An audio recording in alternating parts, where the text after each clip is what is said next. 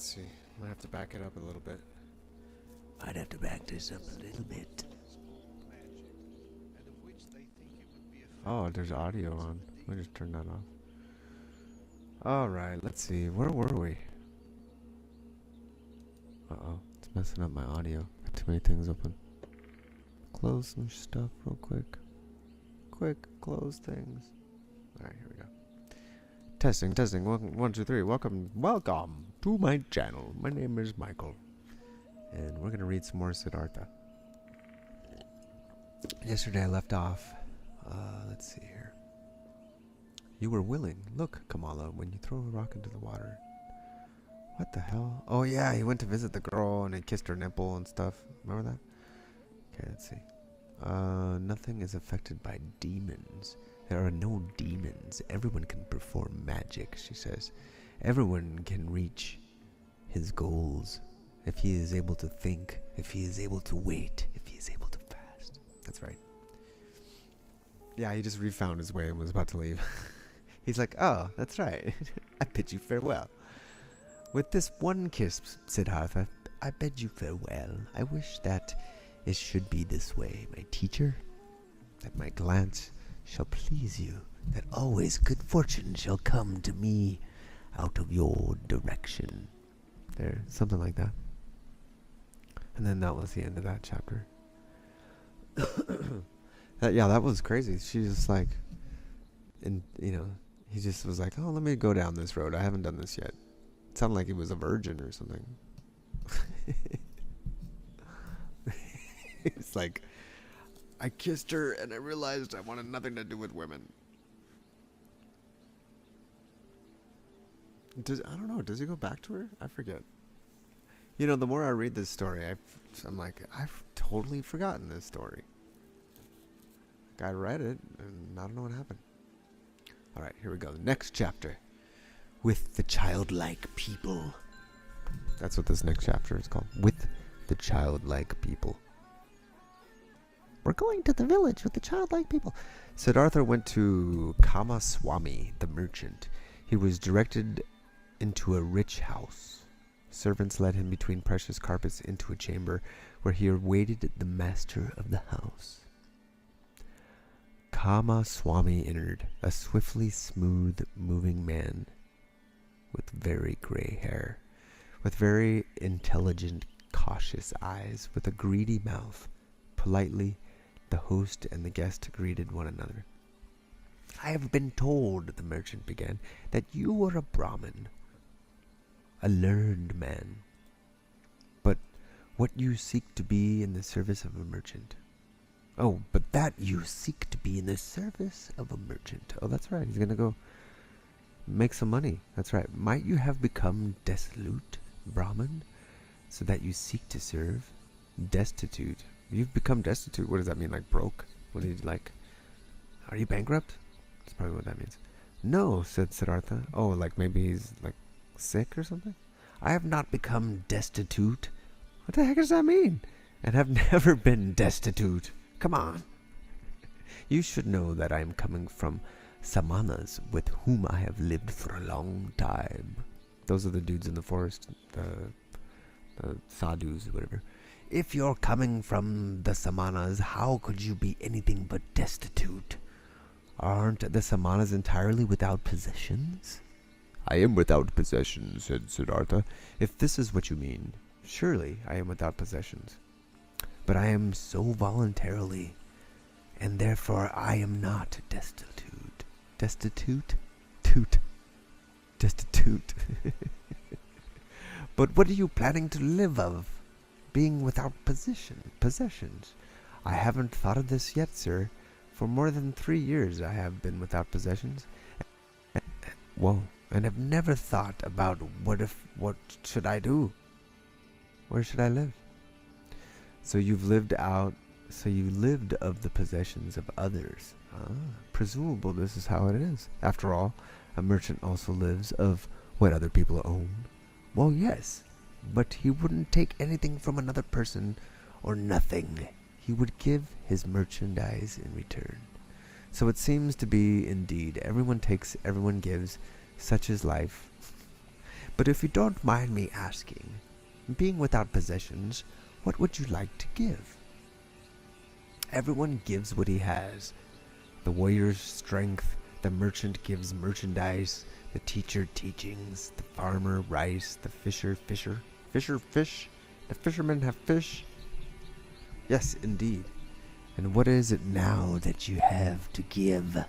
What is it that you've learned?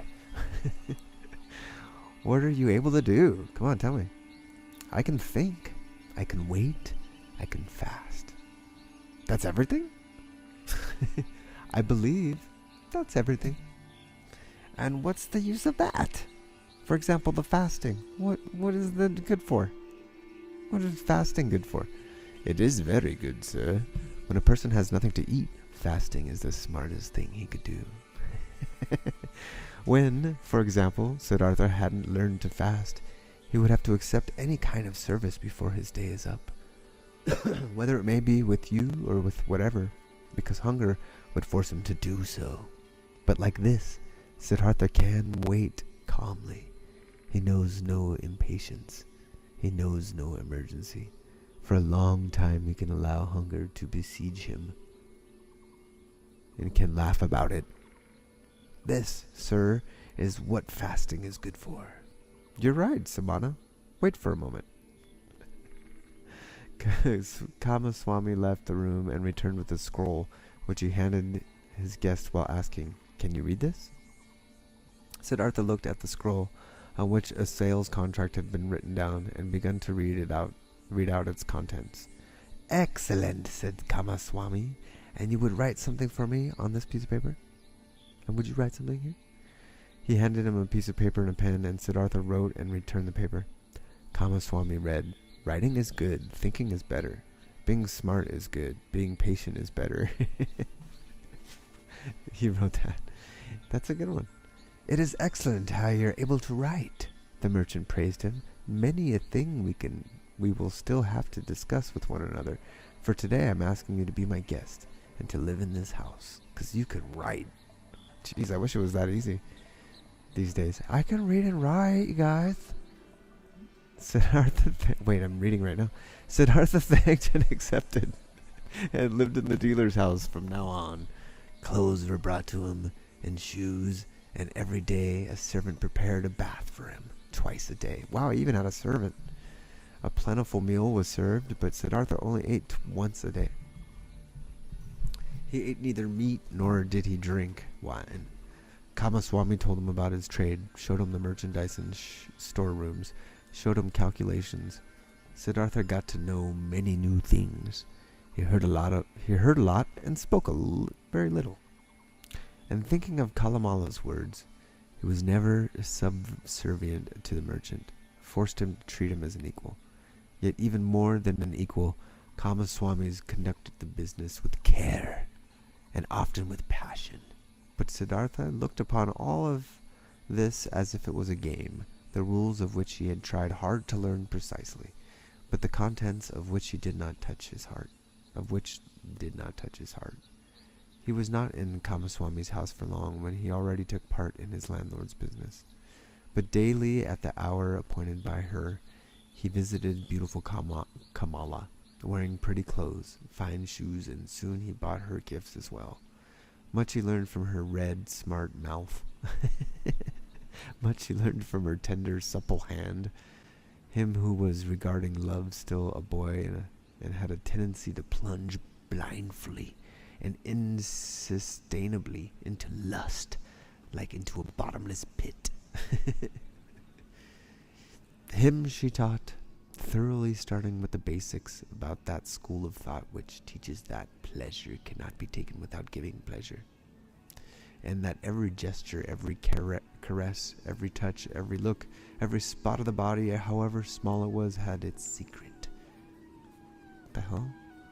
Which would bring happiness to those who know about it and unleash it. She taught him that lovers must not part from one another after celebrating love, without one admiring the other, without being just as defeated as they have been vicarious, so that with none of them none of them should start feeling fed up or bored and get that evil feeling of having abused or having been abused. Wonderful hours he spent with the beautiful and smart artist, became her student, her lover, her friend. Here with Kamala was worth purpose. What the hell is this noise that's going on? I need to close something real quick. It's clicking. Click clack. Oh, I think it's my guitar. I have my guitar plugged in right now. Oops. That might be it. Alright, back to this story. The merchant passed the duties of writing. Wait, worth purpose of his present life with the business of Kamashwani. Oh, I missed some shit. Fuck. Hold on. Wonderful hours he spent with the beautiful and smart artist, became her student, lover. Kamala was worth the purpose in the present life from the beginning of the Kamashwama. Okay, the merchant passed his. Oh, I was right. Okay. I want that. I know, right? The merchant passed to duties of writing important letters and contracts on him, and he got into the habit of discussing all important affairs with him.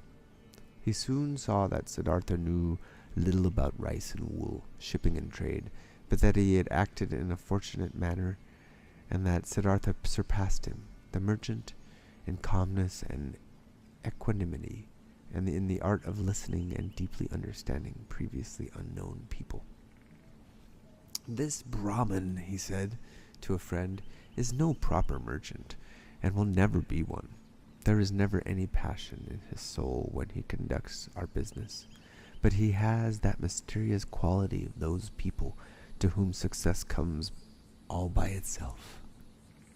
Whether this may be a good star of his birth, magic, or something he has learned among samanas. He always seems to be merely playing with our business affair. They never fully become a part of him, but never rule over him. He is never afraid of failure. He is never upset by loss.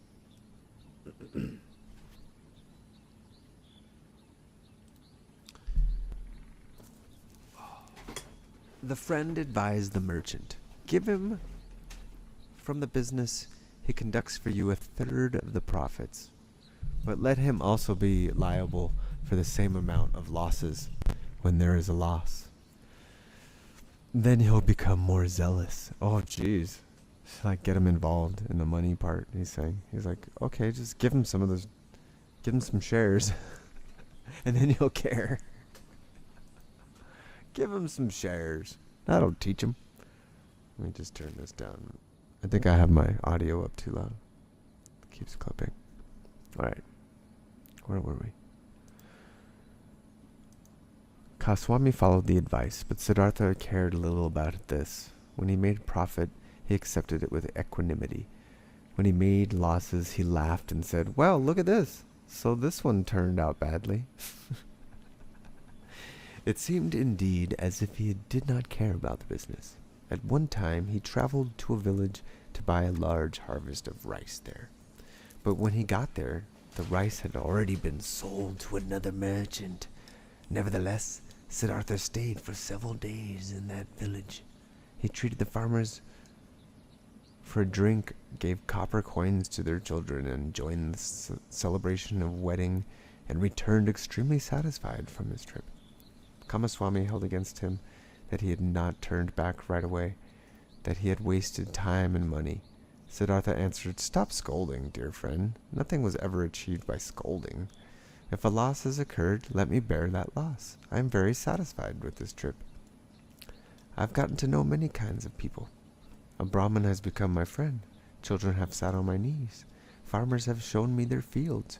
Nobody knew that I was a merchant. That is very nice, exclaimed Kamaswami indignantly. But in fact, you are a merchant after all. One ought to think, or might you have only traveled for your amusement? Surely, Siddhartha laughed. Surely I have traveled for my amusement. For what else? I have gotten to know people and places. I have received kindness and trust. I have found friendship. Look, my dear, if I have been Kamaswami, I would have traveled back being annoyed and in a hurry as soon as I had seen that my purchase had been rendered impossible, and time and money would indeed have been lost. But like this, I've had a few good days. I've learned, had joy. I've neither harmed myself nor others by annoyance and hasteness. And if I ever return there again, perhaps to buy an upcoming harvest or for whatever purpose it might be, friendly people will receive me in a friendly and happy manner, and I will praise myself for not showing any hurry and displeasure at the time. So leave it as it is, my friend, and don't harm yourself by scolding. If the day will come when you will see this Siddhartha is harming me, then speak a word and Siddhartha will go on his own path. But until then, let's be satisfied with one another. Futile were also the merchant's attempts to convey Siddhartha that he should eat his bread. What does that mean? Siddhartha ate his own bread, or rather they both ate other people's bread, all people's bread. Siddhartha never listened to Kamaswami's worries, and Kamaswami had many worries. Whether there was a business deal going on, which was a danger of failing, or whether a shipment of merchandise seemed to have been lost, or a debtor seemed to be unable to pay. Kamaswami would never convince his partner that it would be useful to utter words of worry or anger, to have wrinkles on the forehead, to sleep badly, when one day Kamaswami held against him that he had learned everything he knew from him. He replied, "Would you please not kid me with such jokes? What I've learned from you is how much a basket of fish cost and how much interest may have been charged on loaned money. These are your areas of expertise. I haven't learned to think from you, my dear Kamaswami. You ought to be the one seeking to learn from me." Yeah, indeed his soul was not with the trade. The business was good enough to provide him with the money for Kamala, and it earned him much more than he needed. Besides, from this, Siddhartha's interest and curiosity was only concerned with the people, whose business, craft, worries, pleasures, and acts of foolishness used to be as alien, as distant to him as the moon. However, easily be succeeded to talking to all of them, in living with all of them, in learning all of them. He was still aware that there was something which separated him from them, and this separating factor was him being a samana. He saw mankind going through life in a childlike or animal-like manner, which he loved and also despised at the same time. He saw them toiling, saw them suffering, and became grave for the sake of things which seemed to him to entirely unworthy of this price, for money, for little pleasures, for being slightly honored. He saw them scolding and insulting each other.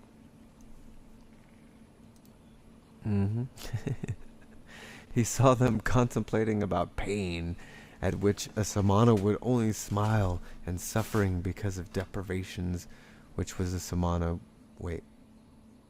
deprivations which a samana would not feel.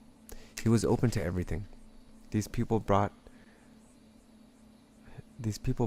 his way, because was the merchant who offered him linen for sale, because was the debtor who sought another loan, welcome was the beggar who told him for 1 hour the story of his poverty, and who could not half as poor as any given samana. He did not treat the rich foreigner merchant any different than the servant who shaved him at the street vendor whom he let cheat him out of some small change when buying a banana.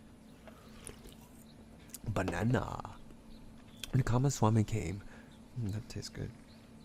When Kamaswami came to him to complain about his worries or to reproach him concerning his business, he listened curiously and happily, was puzzled by him, tried to understand him, consented that he was a little bit right, only as much as he considered indispensable, and turned away from him towards the next person who would ask for him.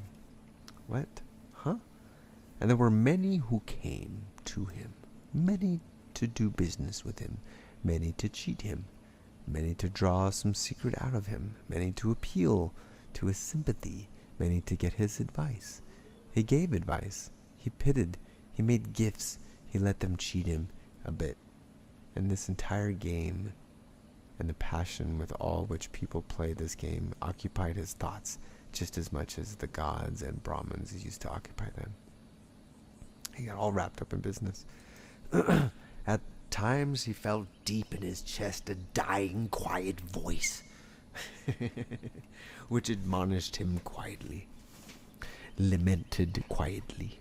He hardly perceived it. And then, for an hour, he became aware of the strange life he was leading, of him doing lots of things which were only a game of, though being happily and feeling joy at times, real life still passed by and not touching him. As a ball player plays with his balls, he played with his business deals, with the people around him, watched them, found amusement in them, with his heart, with the source of his being. He was not with them. The source ran somewhere far away from him. Ran and ran invisibly, had nothing to do with his life anymore. And at several times he suddenly became scared on account of such thoughts, and wished that he would also be gifted with the ability to participate in all this childlike native occupations of the daytime with passions and with his heart, really to live, really to act, really to enjoy and to live, instead of just standing by as a spectator. But again and again, he came back to beautiful Kamala, learned the art of love, practiced the cult of lust, in which more than in anything else giving and taking becomes one. Chatted with her, learned from her, gave her advice, received advice. She understood him better than Govinda used to understand him. She was more similar to him. Once he said to her, "You are like me. You are different from most people. You are Kamala, nothing else, and inside of you there is a peace and refuge to which you can go at every hour of the day and be at home at yourself, as I can also do. Few people have this, and yet all could have it." "Not all people are smart," said Kamala. "No," said Siddhartha. "That's not the reason why. Kamaswami is just as smart as I, and still has no refuge in himself. Others have it, who are small children with respect to their minds. Most people, Kamala, are like a falling leaf, which is blown and is turning around through the air, and wavers and tumbles to the ground. But others, a few, are like stars. They go on a fixed course. No wind reaches them. In themselves they have their law and their course. Among all the learned men and samanas, of which I knew many, there was one of this kind, a perfected one. I'll never be able to forget him. It is that Gatma, the exalted one, who is spreading that teachings. Thousands of followers are listening to his teachings every day, follow his instructions every hour. But they're all falling leaves, not in themselves. They have teachings and a law. Kamala looked at him with a smile. "Again you're talking about him?" "Ugh," she said. "Again you're having a samana's thought?" Siddhartha said nothing, and they played a game of love, one of the 30 or 40 different games that Kamala knew. Her body was flexible like that of a jaguar, and like the bow of a hunter. He who had learned from her how to make love was knowledgeable of many forms of lust, many secrets. For a long time she played with Siddhartha, enticing him, rejected him, forcing him, embracing him, tickling his balls with a feather. No, okay. Enjoyed his masterful skills until he was defeated and rested, exhausted by her side. The courtesan bent over him, took a long look at his face and his eyes, which had grown tired. "You were the best," she said. Thoughtfully, she said, "You're the best lover I ever saw. You're stronger than others, more supple, more willing. You've learned my art well, Siddhartha. At some time when I'll be older, I'd want to bear your child. And yet, my dear, you've remained a samana, and yet you do not love me. You love nobody. Isn't it so?" "It might very well be so," Siddhartha said tiredly. "I'm like you. You also do not love. How else could you practice love as a craft? Perhaps people of our kind can't love. The childlike people can, and that's their secret." This is so good. I'm like, okay, what's next? That's the end of that chapter.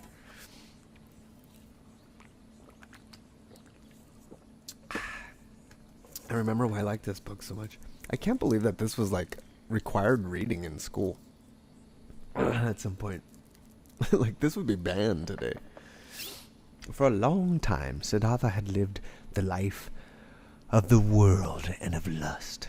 This one's called Sansara. Though without being a part of it, his senses, which he had killed off in the hot years as samana, had awoken again.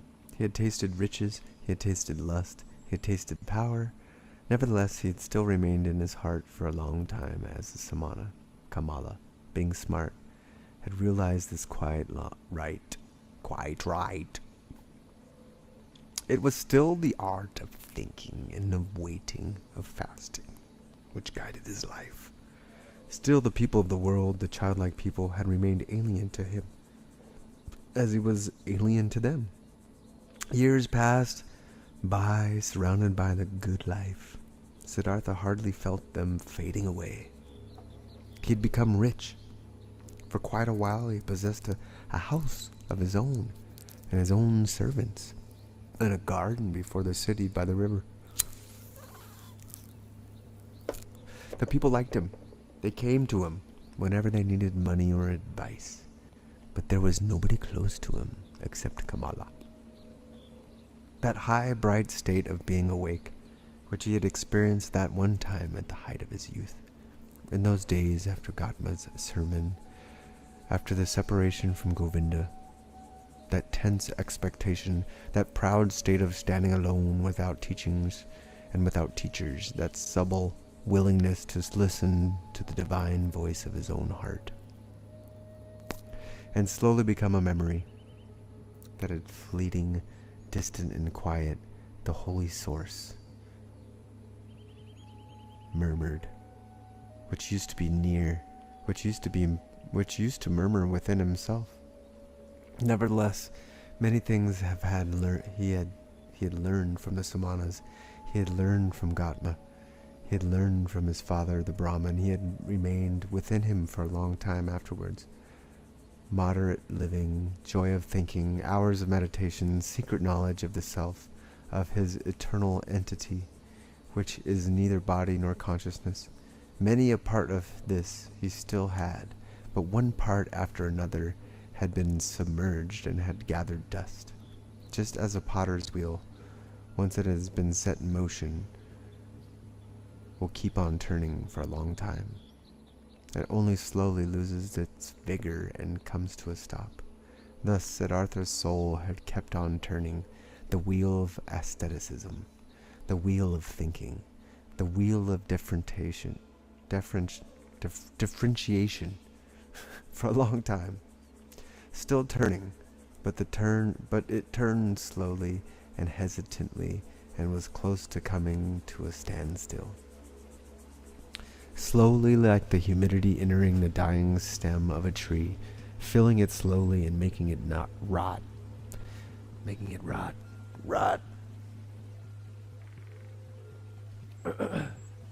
The world and sloth had entered Siddhartha's soul.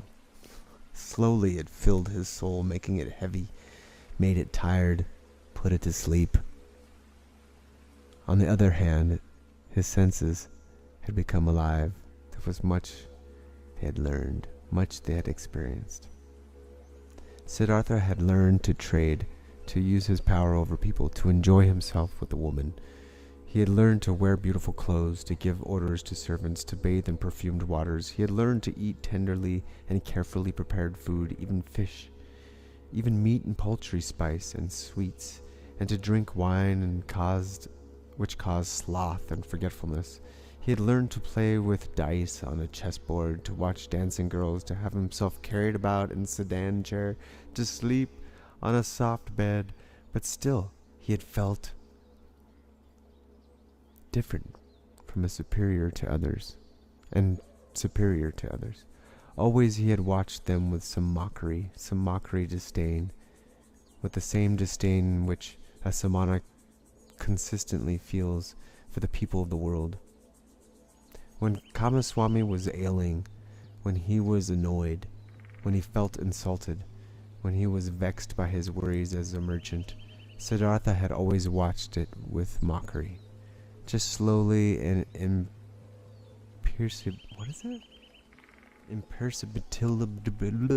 imperceptibility. What the heckin' word is that? I think it's a typo. Imperceability. That's it. Wow, that's a word. Imperceability. As the harvest. Wait, just slowly and imperceability. Wait, imperceptibly. Oh man, imperceptibly with an M. I don't even know what that means. Like unperceptible? Like not perceptible, I guess. As the harvest season and rainy season passed by, his mockery had become more tired. His superiority had become more quiet. Just slowly among his growing riches, Siddhartha had assumed something of the childlike people's ways for himself, something of their childlikeness and of their fearfulness. And yet he envied them. He envied them. That's what he did. Envied them just the more similar he became to them. He envied them for one thing that was missing from him, and that they had, the importance they were able to attach to their lives, the amount of passion in their joys and fears, the fearful but sweet happiness of being consistently in love. These people were all the time in love with themselves, with women, with their children, with honors of money, with plans or hopes, but he did not learn this from them. This out of all things, this joy of a child, and this foolishness of a child, he learned from them out of all things the unpleasant ones, which he himself despised. It happens more and more often that in the morning, after having had company the night before, he stayed in bed for a long time, felt unable to think, and tired. It happened that he became angry and impatient. When Kamaswami bored him with his worries, it happened that he laughed just too loud. When he lost a game of dice, his face was still smarter and more spiritual than others, but it rarely laughed, and assumed one after another those features which are so often found in the faces of rich people, those features of discontent, of sickness, of ill humor, of sloth, of lack of love. Slowly the disease of the soul which rich people have grabbed hold of him. Like a veil, like a thin mist, tired came over Siddhartha, slowly getting a bit denser every day, a bit murkier every month, a bit heavier every year. As a new dress becomes old in time, loses its beautiful color in time, gets stains, gets wrinkles, gets worn off at the seams, and starts to show threadbare spots here and there. Thus Siddhartha's new life, which he had started after his separation from Govinda, had grown old, lost color and splendor as the years passed by. What gathering wrinkles and stains are hidden at bottom, already showing its ugliness here and there. Disappointment and Siddhartha Siddhartha did not notice. He only noticed that his bright and reliable voice inside of him, which had awoken in him that time and had never guided him in his best times, had become silent. He had been captured by the world, by lust, covetousness, sloth, and finally also by that vice which he had used to despise and mock the most of the foolish, one of all vices, greed. Prosperity, possessions, and riches also had finally captured him. They were no longer a game and trifles to him. He became a shackle and a burden. In a strange and devious way, Siddhartha had gotten into his final and most base of all dependencies by means of the game of dice. It was since that time, when he had stopped being a samana in his heart, that Siddhartha began to play the game for money and precious things, which he had other times only joined with a smile and casually a custom of the childlike people. With an increasing rage and passion, he was a feared gambler. Few dared to take him on. So high and audacious was his stakes, he played the game due to a pain of his heart. Losing and wasting his wretched money in the game brought him an angry joy.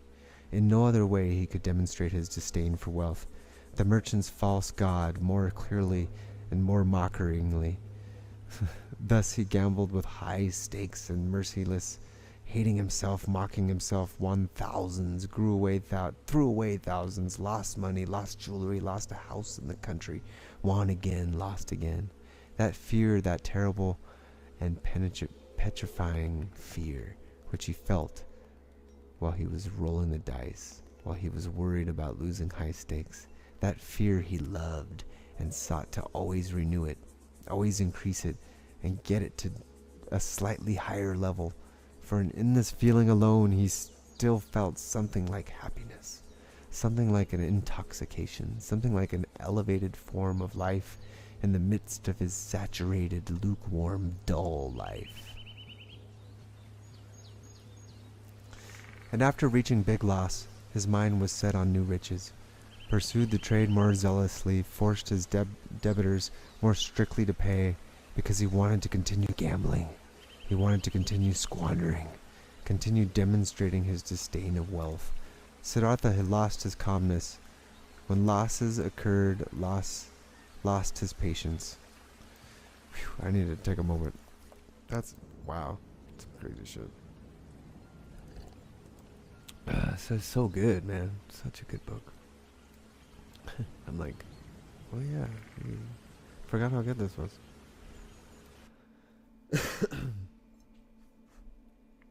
So good. Alright, let's go back to... Oh no, did I just X out of it? Well, poop. Let's go back.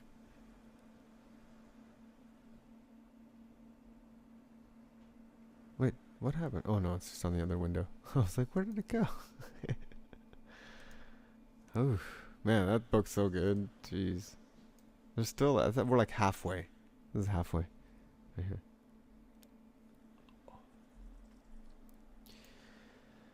Whew. Siddhartha lost his calmness when losses occurred. Lost his patience when he was not paid on time. Lost his kindness towards beggars. Lost his disposition for giving away and loaning money to those who petitioned him. He who gambled away tens of thousands at one roll of the dice and laughed at it became more strict and more petty in his business, occasionally dreaming at night about money. And whenever he woke up from this ugly spell,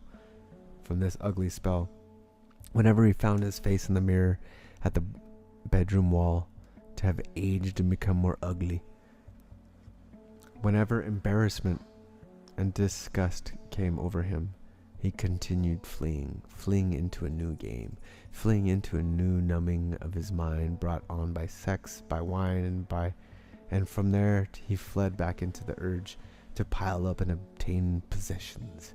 In his pointless cycle he ran, growing tired, growing old, growing ill.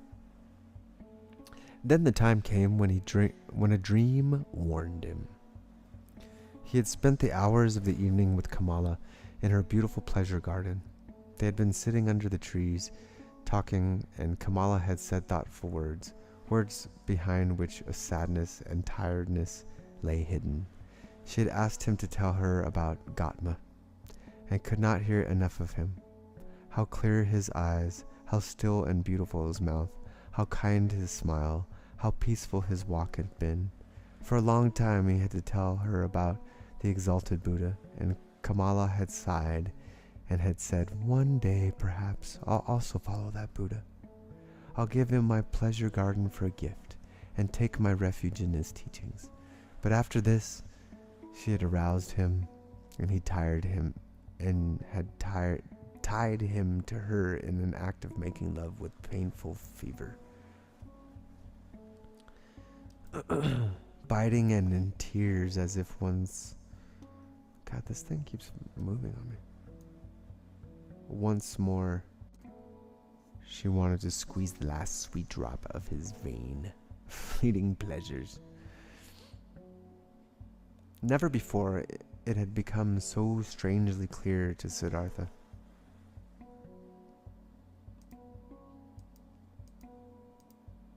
Let's put this one on over here. Oh, that's my floor. That's the mushroom house. Boo boo. Where is the other painting at? What's this one? Let's find out. Oh, Bob Dylan. Oh, there's Bob Dylan. Alright, hold on. Never before had it become so strangely clear to Siddhartha how closely lust was akin to death. Huh. As if one more she wanted to squeeze the last drop out of him. Oh, this was the dream. Ah, that's right. Then he had lain by her side, and Kamala's face had been close to him, and under her eyes and next to the corners of her mouth, he had, as clearly as never before, read a fearful inscription, an inscription of small lines, of sight, groves, an inscription reminiscent of autumn and old age, just as Siddhartha himself, who was only in his 40s, had already noticed. Here and there, gray hairs among his black ones. Tiredness was written on Kamala's beautiful face. Tiredness from walking a long path, which has no happy destination. Tiredness and the beginning of withering, and concealed still, unsaid perhaps. Not even conscious anxiety, fear of old age, fear of the autumn, fear of having to die with a sigh. He had bid his farewell to her, the soul full of reluctance and full of concealed anxiety. Then Siddhartha had spent the night in his house with dancing girls and wine, had acted as if he was superior to them towards the fellow membership of his caste. Though this was no longer true, had drunk much wine and gone to bed a long time after midnight. Being tired and yet excited, close to weeping in despair, I had for a long time sought to sleep in vain, his heart full of misery, which he had thought could not bear any longer, full of disgust, which he felt penetrating his entire body, like the lukewarm, repulsive taste of the wine, the just too sweet, dull music, the just too soft smile of the dancing girls, the just too sweet scent of their hair and breasts. But more than by anything else, he was disgusted by himself, by his perfumed hair, by the smell of wine from his mouth, by the flabby tiredness and listlessness of his skin, like when somebody who has eaten and drunk far too much vomits it back up again with astonishing pain, and is nevertheless glad about the relief.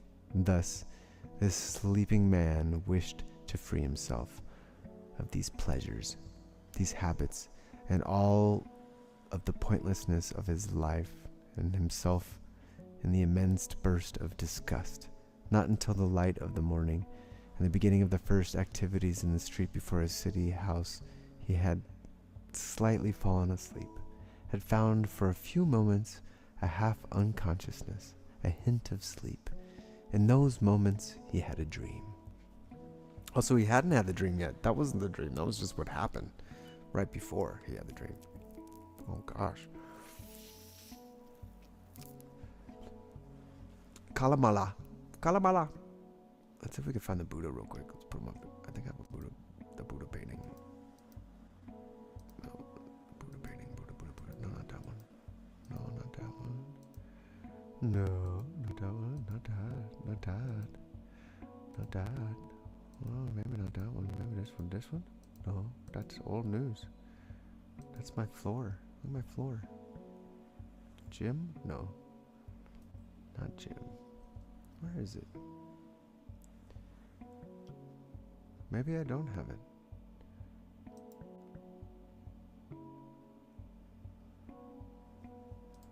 Oh, Jim. I'll let this one go. Alright, where were we?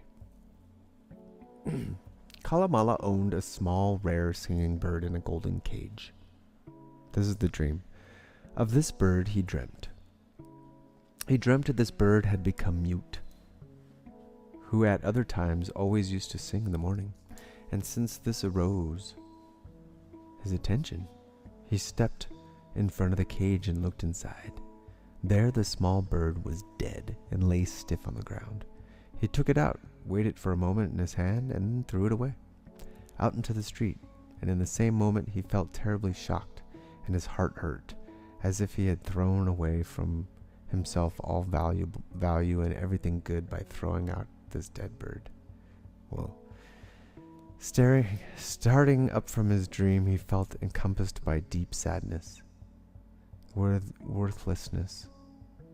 So it seemed to him, worthless and pointless was the way he had been going through his life. Nothing which was alive, nothing which was in some way delicious or worth keeping, he had left in his hands. Wait, what?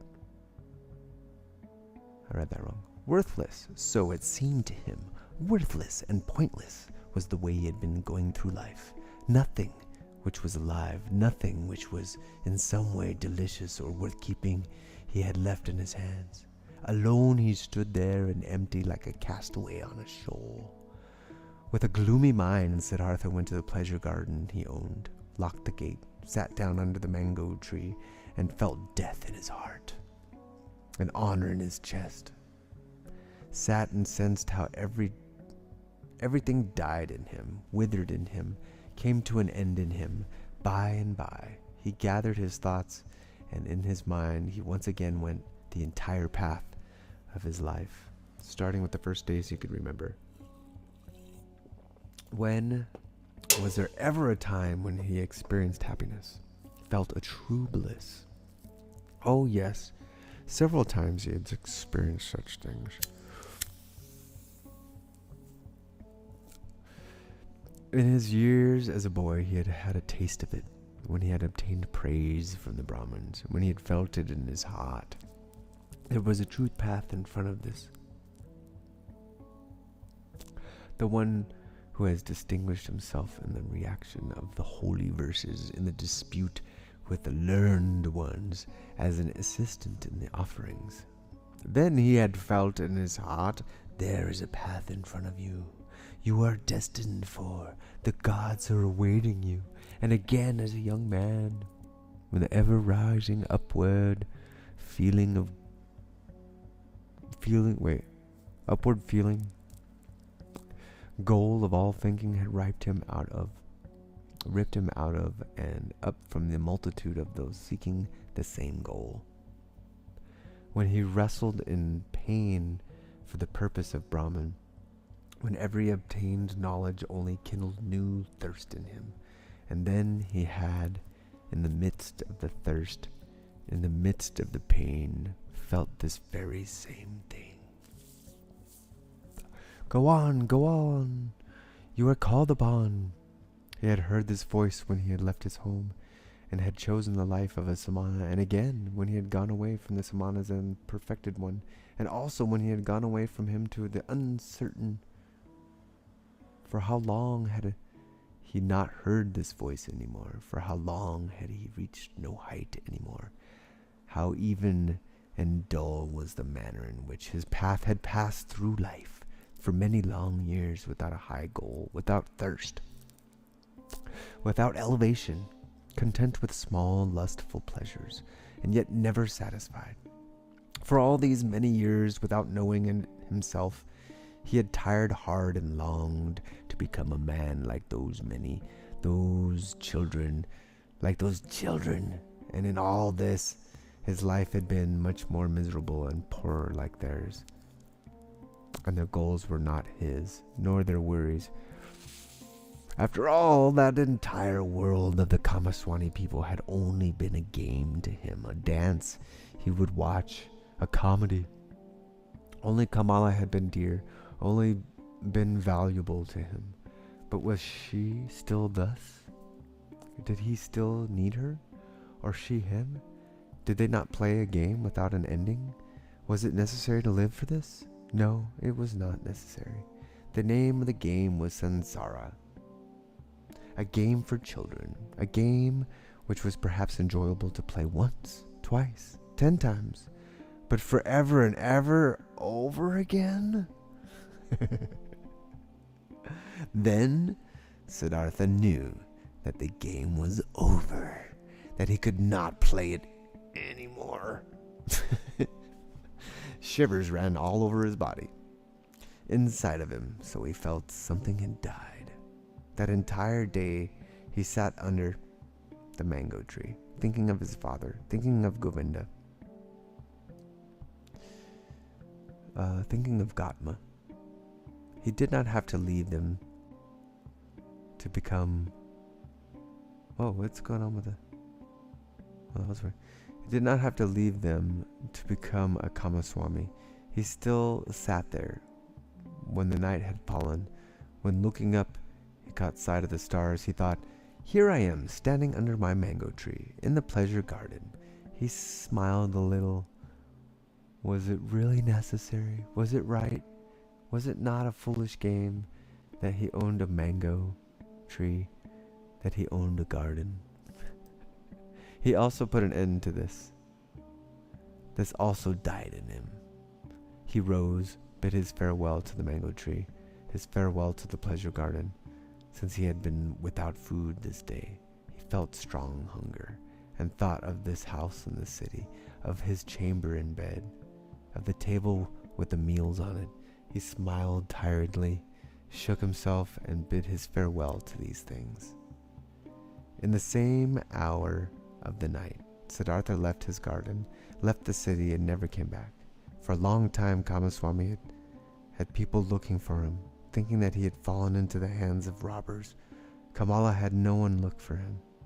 When she was told that Siddhartha had disappeared, she was not astonished. Did she not always expect it? Was he not a samana, a man who was at home nowhere, a pilgrim?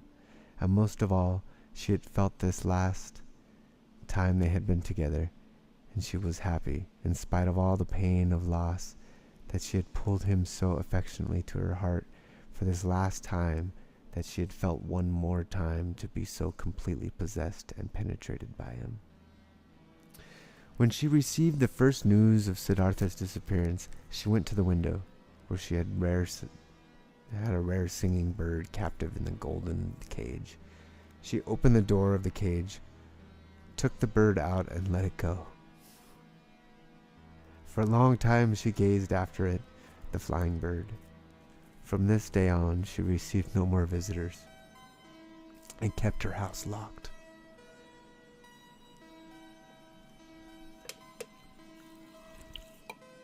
But after some time, she became aware that she was pregnant from the last time she was with Siddhartha.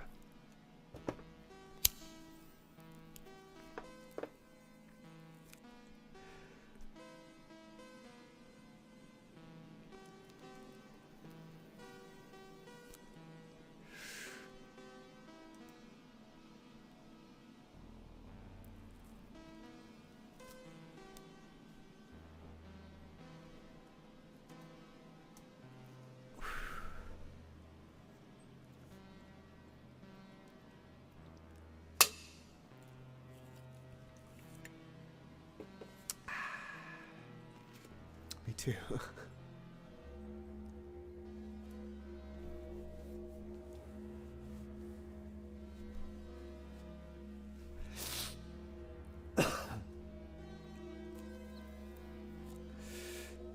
That was the end of that chapter. The next one's called By the River.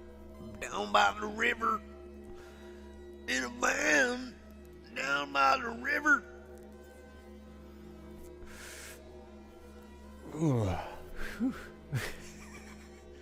Sheesh. Like, what about the guy that's reading the audiobook that I'm scrolling through? Like, how do you make it through that part? He probably had to stop it too. He's like, jeez.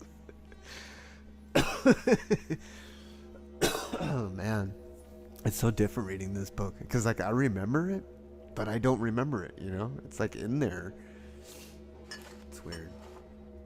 Whew. It makes me want to reread every book that I was into when I was young.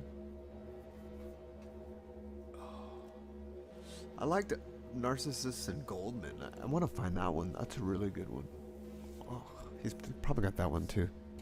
We should read that one next. I want to read Kabril Kabran. Okay, is that how you say his name? Kabril Kabran, the Prophet. That's what I'm going to read next. It's shorter. Yeah. So relevant, right? Alright, here we go. Whew. By the river. Siddhartha walked through the forest and was already far from the city and knew nothing but that one thing, that there was no going back for him, that this life, as he had lived it for many years until now, was over and done away with, and that he had tasted all of it, sucked everything out of it until it was disgusted with it, until he was disgusted with it. Dead was the singing bird he had dreamt of. Dead was the bird in his heart. Deep he had been entangled in samsara. He had sacked up disgust and death from all sides into his body. Like a sponge sucked up the water until it's full. Full was he, full of the feeling of being sick of it, full of the misery, full of death. There was nothing left in this world which could have attracted him, even him, giving him joy, giving him comfort.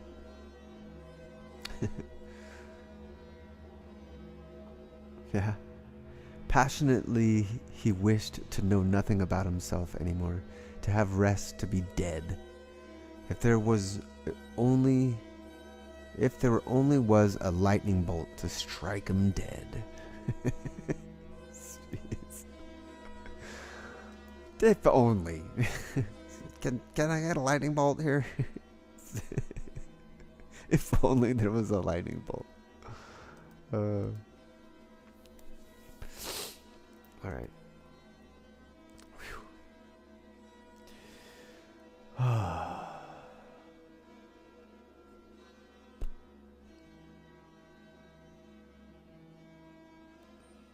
Where was I? I lost my spot. Feeling of being sick, misery, full of death. There was nothing left in this world which could have attracted him even more joy, to give him comfort. Passionately, he wished to know nothing about himself anymore, to have rest, to be dead. If there was only a lightning bolt to strike him dead. If there only was a tiger to devour him. If there only was a wine, a poison which would numb his senses, bring him forgetfulness and sleep, and no awaking from that. Was there still any kind of filth he had not soiled himself with, a sin or foolish act he had not committed, a dearness of the soul he had not brought upon himself? Was it still at all possible to be alive? Was it possible to breathe in again and again, to breathe out, to feel hunger, to eat again, to sleep with a woman again? Was this cycle not exhausted and brought to a conclusion for him? Siddhartha reached the large river in the forest, the same river over which a long time ago, when he had still been a young man, had came from the town of Gadma. A ferryman had conducted him. Oh yeah, I remember that. By this river he had stopped, hesitantly. He stood at the bank, tired and hungry, and tiredness and hunger had weakened him. And whatever For should he walk on, wherever to which goal? No, there were no more goals. There was nothing left but the deep, painful yearning to shake off this whole desolate dream, to spite out of this stale wine, to put an end to this miserable and shameful life. A hang bent over the bank of the river a coconut tree, as Siddhartha leaned against its trunk with his shoulder, embraced the trunk with one arm, and looked down to the green water, which ran and ran under him, looked down and found himself to be entirely filled with the wish to let go and to drown in these waters. A frightened emptiness was reflected back at him by the water, answering to the terrible emptiness in his soul. Yes, he had reached the end. There was nothing left for him except to annihilate himself, except to smash the failure into which he had shaped his life, to throw it away before the feet of the mockingly laughing gods. This was the great vomiting he had longed for, death, the smashing into bits of the form he hated. Let him to be food for the fishes, the dogs, Siddhartha, the lunatic, the deprived and the rotten body, this weakened and abused soul. Let him be food for the fishes and the crocodiles. Let him be chopped to bits by the demons. With a distorted face, he stared into the water, saw the reflection of his face, and spit at it. In deep tiredness, he took his arm away from the trunk of the tree and turned a bit in order to let himself fall straight down. In order to finally drown with his eyes closed, he slipped towards death. Just pause there for a second. Man, I don't remember this part. I really don't. I really don't remember this. I don't know how. Is this like a new book? Are we like Mandela effect right now? He's over it. Yeah, but what happens when you're completely over it, right? When you're just at the end of your... Something's going to happen, right? We still got like a huge chunk of the book left. What the heck? Phew.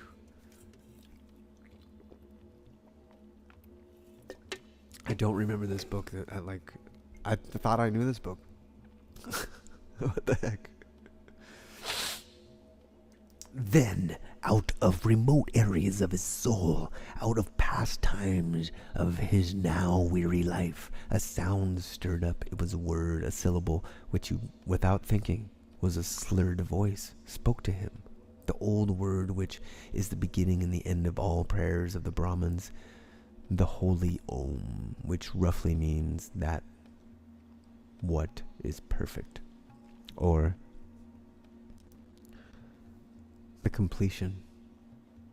And in the moment when the sound of Om touched Siddhartha's ear, his dormant spirit suddenly woke up and realized the foolishness of his actions.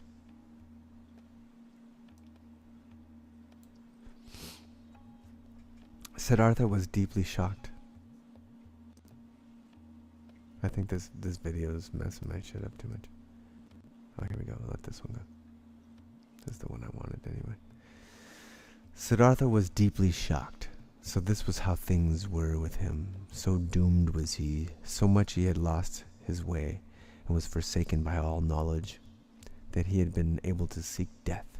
That this wish, this annihilating of his body, what all agony of these recent times, all sobering realizations, all desperations had not brought about. This was brought on by this moment. When the Om entered his consciousness, he became aware of himself in his misery and in his error. Om, he spoke to himself, Om, and again he knew about Brahman, knew about the indestructibility of life, knew about all that is divine which he had forgotten. But this was only a moment. Flash. By the foot of a coconut tree, Siddhartha collapsed, struck down by tiredness, mumbling Om, placed his head on the root of the tree and fell into a deep sleep. Yeah, right? I agree. Deep was his sleep, and without dreams. For a long time he had not known such a sleep anymore. When he woke up after many hours, he felt as if 10 years had passed.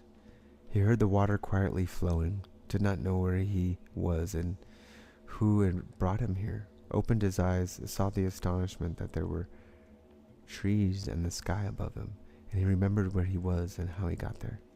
But it took him a long while for this, and the past seemed to him as if it had been covered by a veil. Infinitely distant, infinitely far away, infinitely meaningless.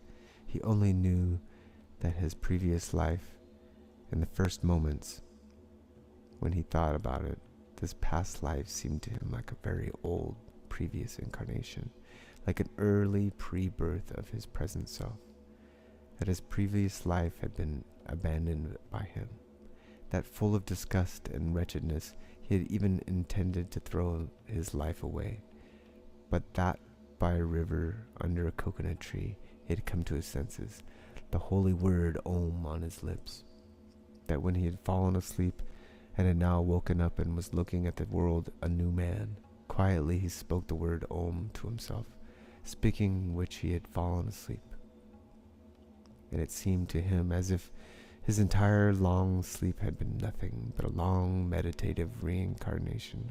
Meditative what's that word? Recitation of Om, a thinking of Om, a submergence of complete entering into Om, into the nameless, the perfected. What a wonderful sleep this had been.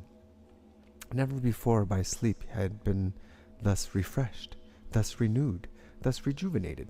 Perhaps he had really died and drowned and was reborn in a new body. But no, he knew himself. He knew his hand. He knew his feet.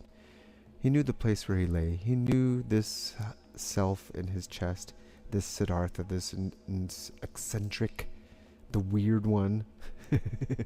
But this Siddhartha was nevertheless transformed, was renewed, was strangely well rested, strangely awake, joyful and curious. Siddhartha straightened up. Then he saw a person sitting opposite to him, an unknown man, a monk in a yellow robe with a shaven head. Sitting in the position of pondering, he observed the man, who had neither hair on his head nor a beard, and he had not observed him for a long while when he recognized this monk as Govinda, the friend of his youth. Govinda, who had taken his refuge with the exalted Buddha. Govinda had aged, he too, but still his face bore the same features, expressed zeal, faithfulness, searching, timidness. But when Govinda, now sensing his gaze, opened his eyes and looked at him, Siddhartha saw that Govinda did not recognize him. Govinda was happy to find him awake, and apparently he had been sitting there for a long time and been waiting for him to wake up, though he did not know him. "I have been sleeping," said Siddhartha. "However did you get here?"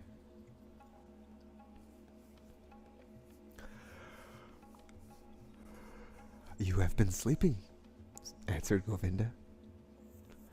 "It is not good to be sleeping in such places, where snakes are often, and the animals of the forest have their paths.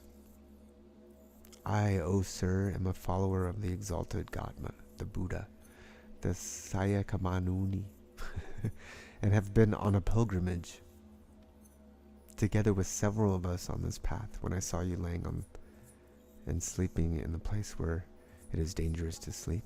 Therefore I sought to wake you up, O sir, and since I saw that your sleep was very deep, I stayed behind for my group and sat with you.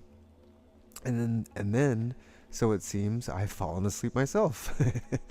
I who wanted to guard your sleep badly. I have served you. Tiredness has overwhelmed me, but now that you're awake, let me go catch up with my brothers." "I thank you, Samana, for watching over my sleep," spoke Siddhartha. "You're friendly. Your followers of the Exalted One. Now you may go then." "I'm going, sir. May you, sir, always be in good health." "I thank you, Samana." Govinda made the gesture of salutation and said farewell.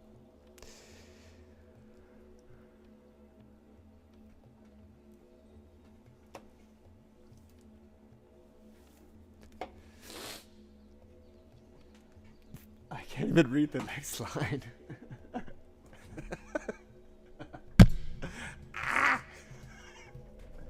He said, "Farewell, Govinda," said Siddhartha. The monk stopped, permitted me to ask, "Sir, from where do you know my name?"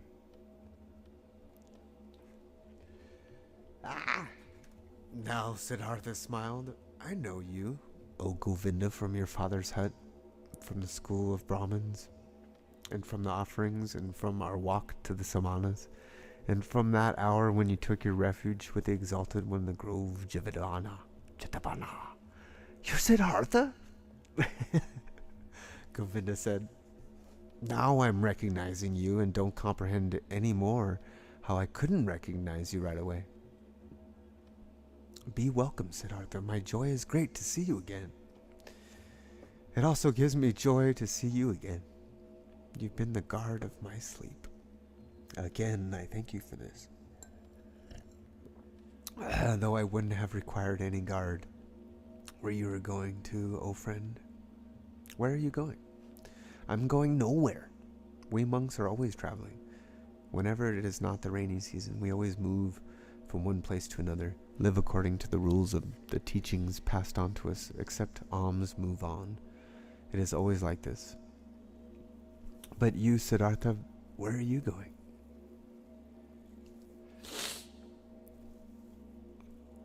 Quote Siddhartha, "With me too, friend. It is as it is with you. I'm going nowhere. I'm just traveling. I'm on a pilgrimage." Govinda spoke. "You're saying you're on a pilgrimage? And I believe you. But forgive me, O Siddhartha. Do you not look like a pilgrim? You don't look like a pilgrim. You're wearing a rich man's garments. You're wearing the shoes of a distinguished gentleman, in your hair, and the fragrance of perfume is not a pilgrim's hair, not the hair of a samana." "Right, so, my dear, you have observed well. Your keen eyes see everything. But I haven't said to you that I was a samana. I said, I'm on a pilgrimage. And so it is, I'm on a pilgrimage." "You're on a pilgrimage?" said Govinda. "But few would go on a pilgrimage in such clothes, few in such shoes, few with such hair. Never have met a pilgrim, being a pilgrim myself for many years." "I believe you, my dear Govinda, but now, today, you've not met a pilgrim just like this."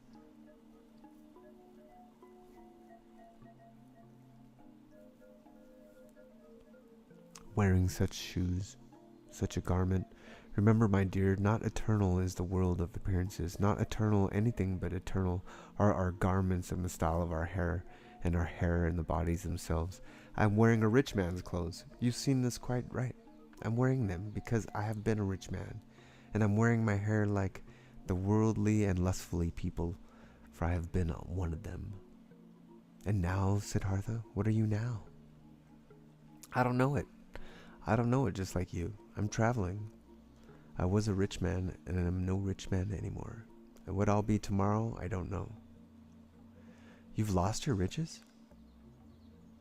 "I've lost them, or they me. They've somehow happened to slip away from me. The wheel of physical manifestations is turning quickly, Govinda. Where is Siddhartha the Brahmin? Where is Siddhartha Samana? Where is Siddhartha the rich man?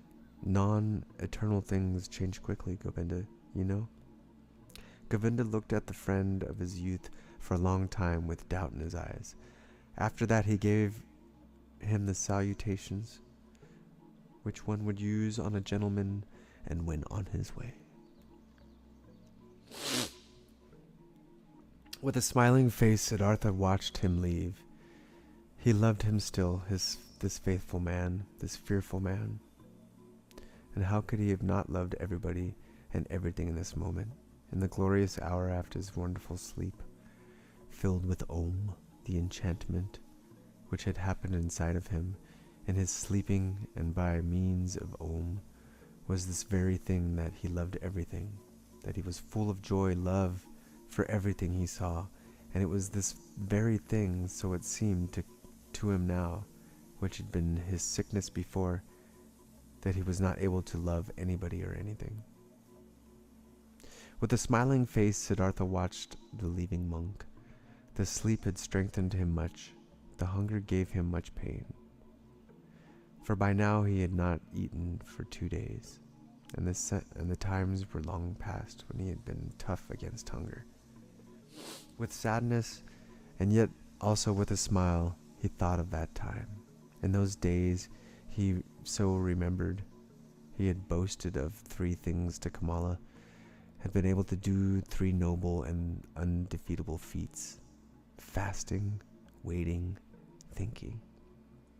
These had been his possessions, his power, his strength, his solid staff. In the busy, laborious years of his youth, he had learned these 3 feats, nothing else, and now they had abandoned him. None of them was his any more, neither fasting nor want, waiting nor thinking. For the most wretched things he had given them up. For what fades most quickly, for sensual lust, for the good life, for riches. For life had indeed been strange, and now, so it seemed, now he had really become a childlike person. Siddhartha thought about his situation, thinking was hard on him. He did not really like it. He didn't really feel like it, but he forced himself.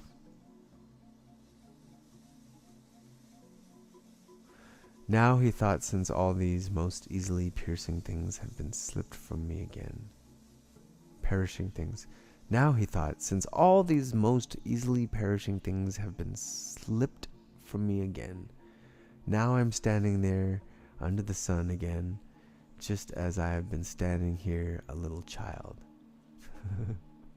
Nothing is mine. I have no abilities. There is nothing I could bring about. I have learned nothing. How wondrous is this, now that I am no longer young, that my hair is already half gray, that my strength is fading. Now I am starting again at the beginning as a child. Again he had to smile. Yes, his fate had been strange. Things were going downhill with him, and now he was again facing the world void and naked and stupid. But he could not feel sad about it. He couldn't feel sad about this. Nope. He'd even felt a great urge to laugh about himself, to laugh about this strange, foolish world. Things are going downhill with you, he said to himself, and laughed about it.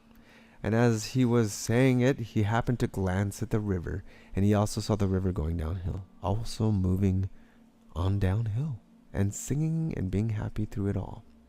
He liked this well, kindly. He smiled at the river. Was this not the river in which he had intended to drown himself in past times, 100 years ago, or had he dreamed this? Wondrous indeed was my life, so he thought. Wondrous detours it had taken. As a boy, he had only to do with gods and offerings. As youth, I had only to do with asceticism, with thinking and meditation, with searching for Brahman, worshipped the eternal and the Atman. But as a young man, I followed the penitence, lived in the forest, suffered of heat and frost, learned to hunger, taught my body to become dead. Wonderfully soon afterwards, insight came towards me in the form of the great Buddha's teachings. I felt the knowledge of the oneness of the world circling in me like my own blood. But I also had to leave Buddha and the great knowledge. I went and learned the art of love and Kamala, learned trading with Kamaswazi, piled up money, wasted money, learned to love my stomach, learned to please my senses. I had to spend many years losing my spirit to unlearn things, to unlearn thinking again, to forget the oneness. Isn't it just as if it had turned slowly and on a detour from the man into a child, from a thinker into a childlike person? And yet this path had been very good, and yet the bird in my chest has not died. But what a path has this been? I had to pass through so much stupidity, through so much vices, through so many errors, through so much disgust and disappointments and woe, just to become a child again. And to be able to start over. But it was right so, my heart says, yet to it my eyes smile to it. I've had to experience despair. I've had to sink down to the most foolish one of all thoughts, to the thought of suicide, in order to be able to experience divine grace, to hear Om again, to be able to sleep properly and wake properly again. I had to become a fool. I had to find Atman in me again. I had to sin. I had to be able to live again. Where else might my path lead me to? Is it foolish, this path? It moves in loops. Perhaps it is going around in a circle. Let it go as it likes. I want to take it. Wonderfully, he felt joy rolling like waves in his chest.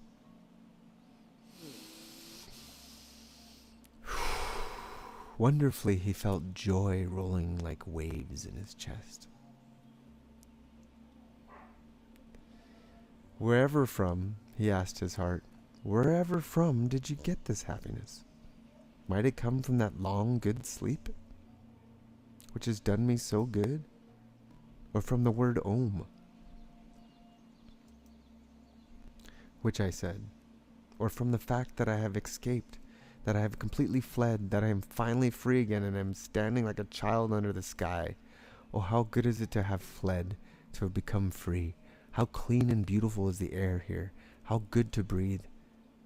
There where I ran away from, there everything smelt out of ointments, of spices, of wine, of excess, of sloth. How did I hate this world of the rich, of those who revel in the fine foods, of the gamblers? How did I hate myself for staying in this terrible world for so long? How did I hate myself for having deprived, poisoned, tortured myself, have made myself old and evil? No, never again I will, as I used to like doing so much, delude myself into thinking that Siddhartha was wise. But this one thing I have done well, this I like, this I must praise, that there is now an end to that hatred against myself, to that foolish and dreary life. I praise you, Siddhartha. After so many years of foolishness, you have once again had an idea.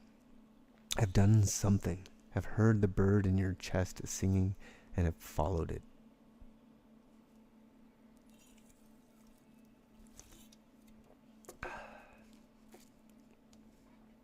Man, that's good.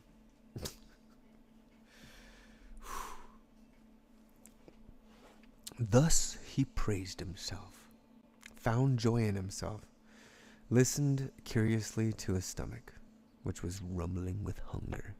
He had now, so he felt in these recent times and days, completely tasted and spit out, devoured up to the point of desperation and death, a piece of suffering, a piece of misery. Like this, it was good. For much longer, he could have stayed with Kamaswami, made money, wasted money, filled his stomach, and let his soul die of thirst. For much longer he could have lived in the soft, well, unupholstered hell. If this had not happened, the moment of complete hopelessness and despair, that most extreme moment when he had hung over the rushing waters and was ready to destroy himself, that he had felt his despair, this deep disgust, and that he had not succumbed to it, and that the bird, the joy source, and the voice in him was still alive after all. This was why he felt joy. This was why he laughed. This was why his face was smiling briefly under his hair, which was turned gray. It is good, he thought, to get a taste of everything for oneself, which one needs to know, that lust for the world and rich do not belong to the good things. I have already learned as a child. I have known it for a long time, but I have experienced only now. And now I know it. Don't just know it in my memory, but in my eyes, in my heart, in my stomach. Good for me to know this. For a long time he pondered his transformation, listened to the birds as it sang for joy. Had not his bird died in him? Had he not felt its death? No, something else from within him had died, something which already for a long time had yearned to die. Was it not this? Was he used to can't read. Was it not this what he used to intend to kill in his ardent years as a penitent?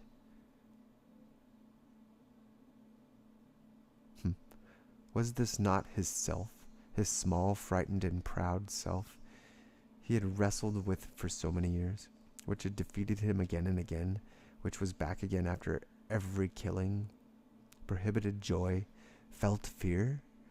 Was it not this, which today had finally come to his death here in the forest by this lovely river? Was it not due to his death that he was now like a child, so full of trust, so without fear, so full of joy? Now Siddhartha also got some idea of why he had thought this self in vain as a Brahmin, as a penitent. Too much knowledge had held him back. Too many holy verses, too many sacrificial rules, too much castration, so much doing and striving for that goal, full of arrogance.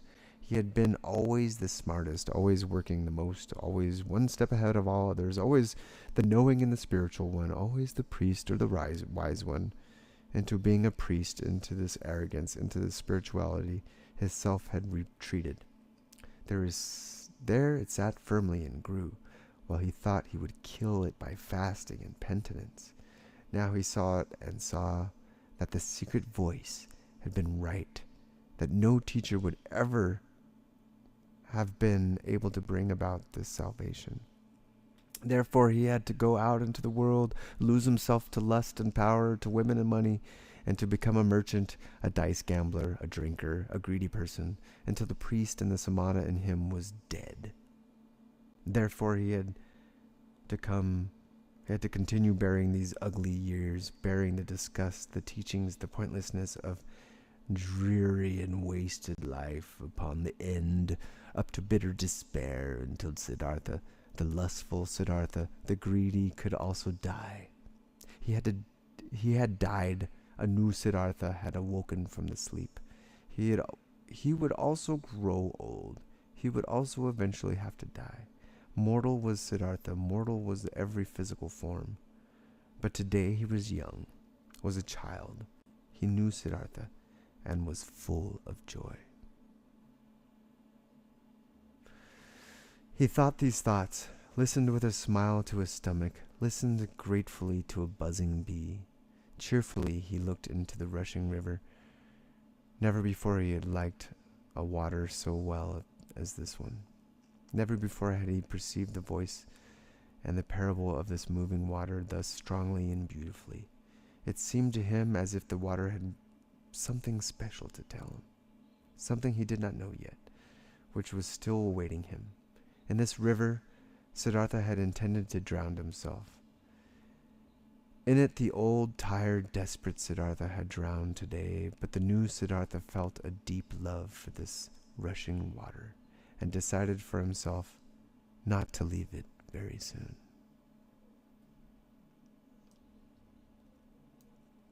Man, this is getting easier and easier to read, because I'm just like, I want to hear what happens next.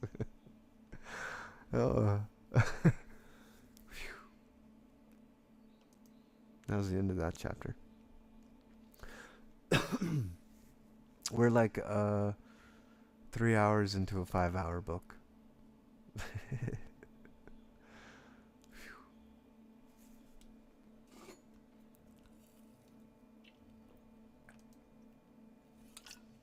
There's always like one nugget, like in each chapter there's like one like really good paragraph. You're just like, whoa. He like sticks like one really good one in there. You gotta do a narrow run. What's that? Like just run! Quick, run! Nature. Getting hungry. I'm gonna do a cracker run right now. I'm gonna eat a cracker. Go pee. This is the ASMR portion of the broadcast.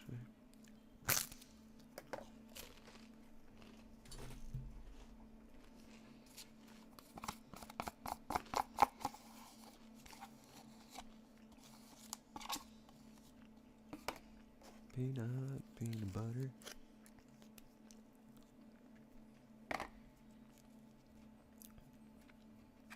Yeah, get it. You can find this book at like every thrift store, at like every bookstore, used bookstore. There's like 10 copies. Siddhartha.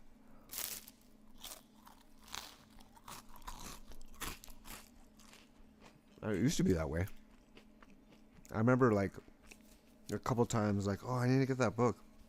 And I would go to the thrift store. Like, oh, there. It's easy to find. It's got that blue cover. And the blue on the cover. I think that one. A good book.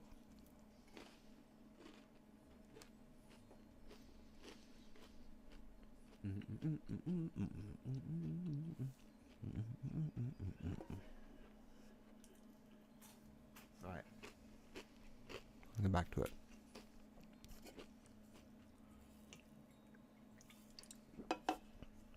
Sounds like my music stopped. Why my music? My music ended. Come back, music. Music, come back. It's quiet. Ah, that's why. Okay.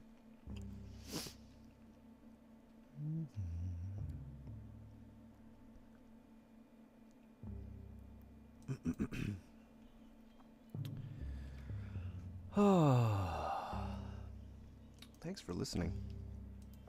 All right, there we go. The Ferryman.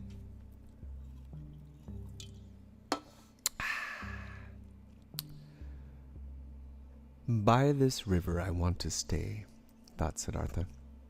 He's like, I'm gonna stay here forever. This is nice. Nobody's here. It's a good spot. It is the same which I have crossed long ago on my way to the childlike people. A friendly ferryman had guided me. He is the one I want to go to. He's like, that guy knows what's up. He's just like, I'll just take people there to be the ferryman. There you go. By this river I want to stay, thought Siddhartha. It is the same which I have crossed a long time ago on my way to this childlike people. Oh, whoa. The music changed. Maybe I'll turn it down just a little bit. Alright. Back to... Where'd it go? I lost my page. I lost it. There it is.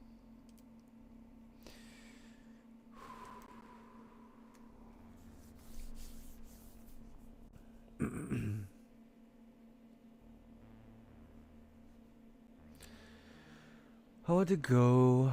Ferryman had guided me. He's the one I want to go to. Starting out from this hut, my path had led me at that time into a new life, which had grown old and is dead. Now I'm old and dying. My present path, my present new life, shall also take its start there. Tender he looked into the rushing water, into a transparent green, into the crystalline lines of the drawing, so rich in secrets, bright pearls he saw rising from the deep, quiet bubbles of the air floating on the reflective surface, the blue of the sky being depicted in it. With 1,000 eyes, the river looked at him, with green ones, with white ones, with crystal ones, with sky blue ones. How did he love this water? How did it delight him? How grateful was he to it? In his heart, he heard the voice talking, which was newly awaking, and it told him, love the water, stay near it. learn from it. Oh yes, he wanted to learn from it. He wanted to listen to it. He who would understand his water and his secrets. So it seemed to him would also understand many other things, many secrets, all secrets. But out of all secrets of the river, he today only saw one. This one touched his soul. He saw this water ran and ran. Incessantly it ran and was nevertheless always there. Was always at times the name and yet new in every moment. Great be he who would grasp this, understand this. He understood and grasped it not. Only felt some idea of staring, of distant memory, divine voices. Siddhartha rose. The workings of hunger in his body became unbearable. In a daze he walked up the path by the trunk, upriver, listening to the current, listened to the rumbling hunger in his body. When he reached the ferry, the boat was just ready, and the same ferryman who had once transported the young Samana across the river stood in the boat. Siddhartha recognized him. He also aged very much. Would you like to ferry me over? He asked. The ferryman, being astonished to see such an elegant man walking along on foot, took him to his boat and pushed it off the bank.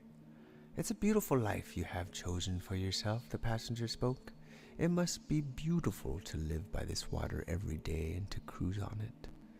With a smile, the man at the oar moved from side to side. It is beautiful, sir. It is as you say, but isn't every work beautiful? This may be true, but I envy you for yours. You would soon stop enjoying it. This is nothing for people wearing fine clothes. Siddhartha laughed. Once before I have been looked upon today because of my clothes. I have been looked upon with distrust. Wouldn't you, ferryman, like to accept these clothes, which are a nuisance to me, from me? For you must know I have no money to pay you fare. You're joking, sir, the ferryman laughed. I'm not joking, friend. Behold, once before you have ferried me across this water in your boat for the immaterial reward of a good deed. Thus, do it today as well, and accept my clothes for it. And do you, sir, intend to continue traveling without clothes? Most of all, I wouldn't want to continue traveling at all. Most of all, I would like you, ferryman, to give me an old loincloth and keep me with you as an assistant, or rather as your trainee. For I'll have to learn first how to handle the boat. I'll have to learn first how to handle the boat. For a long time, the ferryman looked at the stranger, searching. Now I recognize you, he finally said. At one time, you slept in my hut. This was a long time ago, possibly more than 20 years ago, and you've been ferried across the river by me, and we parted like good friends. Haven't you been a Samana? I can't think your name anymore. My name is Siddhartha, and I was a Samana when you've last seen me. Well, this music doesn't fit.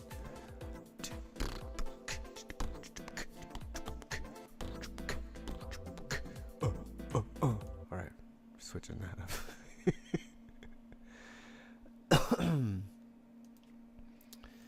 Alright, let's see. My name is Siddhartha, and I was a Samana when you last seen me. So be welcome, Siddhartha. My name is Vasudeva. You will, so I hope, be my guest today as well, and sleep in my hut, and tell me where you're coming from, and why these beautiful clothes are such a nuisance to you. They had reached the middle of the river, and Vasudeva pushed the oar with more strength in order to overcome the current. He worked calmly, his eyes fixed on the front of the boat, with brawny arms. Siddhartha sat and watched him. He remembered how once before, on that last day of the time as a Samana, love for this man had stirred in his heart, and gratefully he accepted Vasudeva's invitation. When they had reached the bank, he helped him to tie the boat to the stakes. After this, the ferryman asked him to enter the hut, offered him bread and water, and Siddhartha ate with eager pleasure, and also ate with eager pleasure of the mango fruits. Oh, Vasudeva offered him, the mango. Afterwards, it was almost the time of the sunset. They sat on a log by the bank. It ain't easy being green, he said. No, and Siddhartha told the ferryman about where he originally came from and about life, as he had seen it before his eyes today in that hour of despair. Until late at night lasted this tale. Vasudeva listened with great attention. Listening carefully, he let everything enter his mind. Birthplace and childhood, all that learning, all that searching, all joy, all distress. This was among the ferryman's virtues one of the greatest. Like only a few, he knew how to listen. Without him having spoken a word, the speaker sensed how Vasudeva let his words enter his mind, quiet, open, waiting, how did not lose a single one, awaited not a single one without impatience. With impatience, did not add his praise or rebuke, was just listening. Siddhartha felt what a happy fortune it is to confess to such a listener, to bury in his heart his own life, his own search, his own suffering. But in the end of Siddhartha's tale, when he spoke of the tree by the river, and of his deep fall of the holy Om, and how he felt such a love for the river after his slumber, the ferryman listened with twice the attention, entirely and completely absorbed by it, with his eyes closed. But when Siddhartha fell silent, and a long silence had occurred, then Vasudeva said, "It is as I thought. The river has spoken to you. It is your friend as well. It speaks to you as well. That is good. That is very good. Stay with me, Siddhartha, my friend. I used to have a wife. Her bed was next to mine, but she has died a long time ago. For a long time I have lived alone. Now you shall live with me. There is a space and food for both." "I thank you," said Siddhartha. "I thank you and accept. And I also thank you for this, Vasudeva, for listening to me so well. These people are rarely who know how to listen. And I did not meet a single one who knew it as well as you did. I will also learn in this respect from you." "You will learn it," spoke Vasudeva, "but not from me. The river has taught me to listen. From it you will learn it as well. It knows everything, the river. Everything can be learned from it. You've already learned this from the water too, that it is good to strive downwards, to sink, to seek depth. The rich and the elegant Siddhartha is becoming an oarsman servant. The learned Brahmin Siddhartha becomes a ferryman. This has also been told to you by the river. You'll learn that other thing from it as well." Quoth Siddhartha after a long pause, "What other thing, Vasudeva?" Vasudeva rose. "It is late," he said. "Let's go to sleep. I can tell you the other thing. I can't tell you the other thing, old friend. You'll learn it, or perhaps know it already. See, I'm no learned man. I have no special skill in speaking. I also have no special skill in thinking.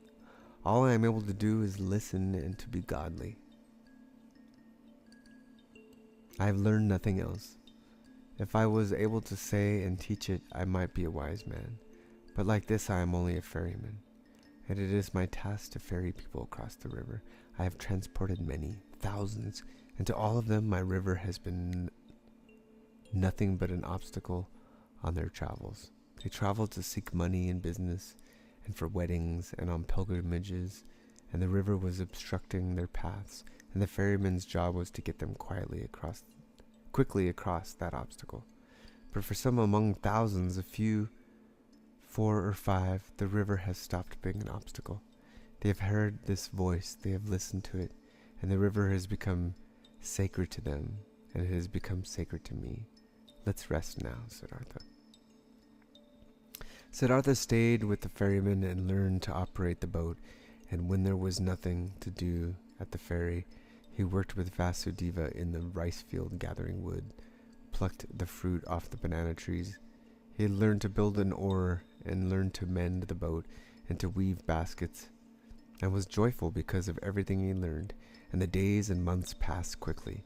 But more than Vasudeva could teach him, he was taught by the river. Incessantly he would learn from it.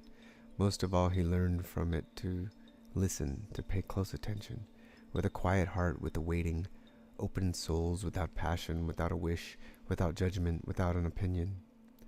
In a friendly manner, he lived side by side with Vasudeva, and occasionally they exchanged some words. Few and at length thought about words. Vasudeva was no friend of words. Rarely Siddhartha succeeded in persuading him to speak. Did you, so he asked him at one time, did you learn that secret from the river? That there is no time?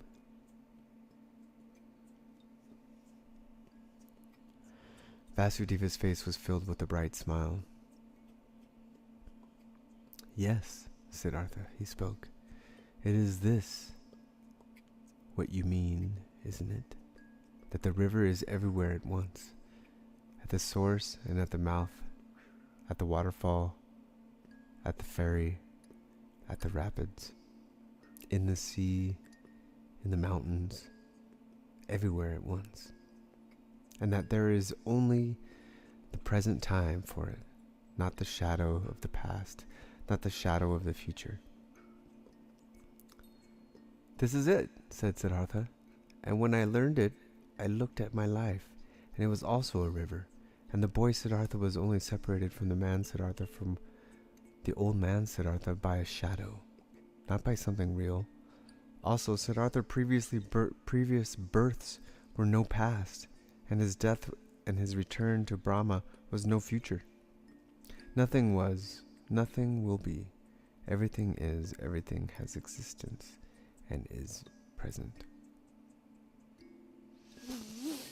Siddhartha spoke with ecstasy, deeply. This enlightenment had delighted him. Oh, was not all suffering time? Were not all forms tormenting oneself and being afraid time? Was not everything hard, everything hostile in the world gone and overcome as soon as one had to overcome time? As soon as time would have been put out of existence by one's thoughts? In ecstatic delight, he had spoken. But Vasudeva smiled at him bitingly and nodded in a confirmation. Silently he nodded, brushing his hand over Siddhartha's shoulder, turned back to his work. And once again, when the river had just increased its flow in the rainy season and made a powerful noise, then Siddhartha, isn't it so, old friend? The river has many voices, very many voices. Hasn't it the voice of a king, and of a warrior, and of a bull, and of a bird, and of a knight, and of a woman giving birth, and of the sighing man, and of 1,000 other voices? More? So it is. Vasudeva nodded. All voices of the creatures are in its voice. It's true. Maybe this is where I first heard this. Reading this right now, I'm like, is that why I always hear voices when I hear running water? Like, as soon as I sit down to a river and listen to it, I hear all kinds of stuff. It's crazy. Anytime there's like water running, it's a thing. So it is. Vasudeva's nodded. All voices of the creatures are in its voice. And you do not know, Siddhartha continued, what word it speaks. When you succeed in hearing all of its 10,000s of voices at once. Happily, Vasudeva's face was smiling. He bent over to Siddhartha and spoke the holy Om into his ear. And this had been the very thing which Siddhartha had also been hearing. And after a time, he smiled. His smile became more similar to the ferryman's, became almost just as bright, almost just as thoroughly glowing with bliss, just as shining out of thousands small wrinkles, out of 1,000 small wrinkles, just as alike to a child's face as alike to an old man's face. Many travelers seeing the two ferrymen thought they were brothers. Often they sat in the evening together by the bank on the log, said nothing, and both listened to the water, which was no water to them, but the voice of life, the voice of what exists, of what is eternally taking shape. And it happened from time to time that both, when listening to the river, thought of the same things, of a conversation from the day before yesterday of one of their travelers, the face and fate of whom had occupied their thoughts, of death, of their childhood, and that they both, in the same moment, when the river had been saying something good to them, looked at each other, both thinking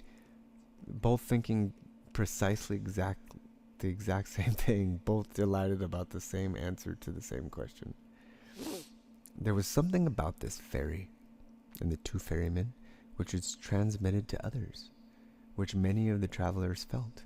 It happened occasionally that a traveler, after having looked at the face of one of the ferrymen, started to tell a story of his life, told about pains, confessed evil things, asked for comfort and advice. It happened occasionally that someone asked for permission to stay for the night with them to listen to the river. It also happened that curious people came who had been told that there were 2 wise men, or sorcerers, or holy men living by that ferry. The curious people asked many questions, but they got no answers, and they found either sorcerers, nor wise men. They only found 2 friendly little old men, who seemed to be mute and to have nothing, and to have become a bit strange and gaga. And the curious people laughed and were discussing how foolishly and gullible the common people were spreading such empty rumors. The years passed by, and nobody counted them. Then, I like that. The years passed by, and nobody counted them. I like that. Then, at one time, monks came by on a pilgrimage, followers of Gautama, the Buddha, who were asking to be ferried across the river, and by them the ferrymen were told that they were most hurriedly walking back to the great teacher, for the news had spread the exalted one was deadly sick and would soon die his last human death, in order to become one with salvation. It was not long until a new flock of monks came along on their pilgrimage, and another one, and the monks as well. Along on their pilgrimage, and another one, and the monks as well as most of the other travelers and people walking through the land spoke of nothing else than of Gautama and his impending death. And as people flocking from everywhere and from all sides, they all are going to war or to coronation of a king, and are gathering like ants in droves.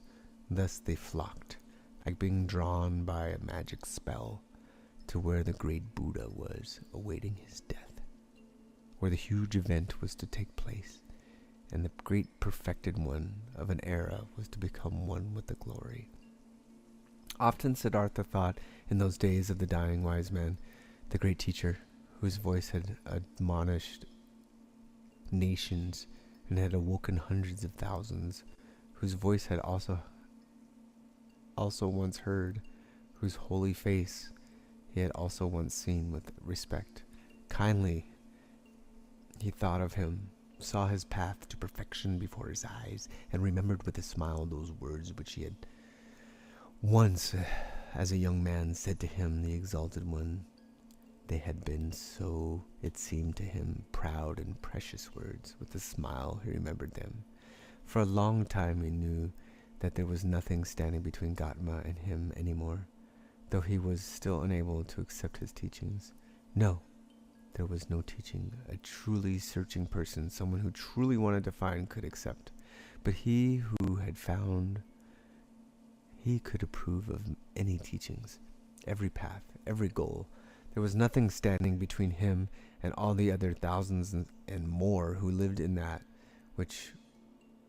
was eternal, who breathed what is divine.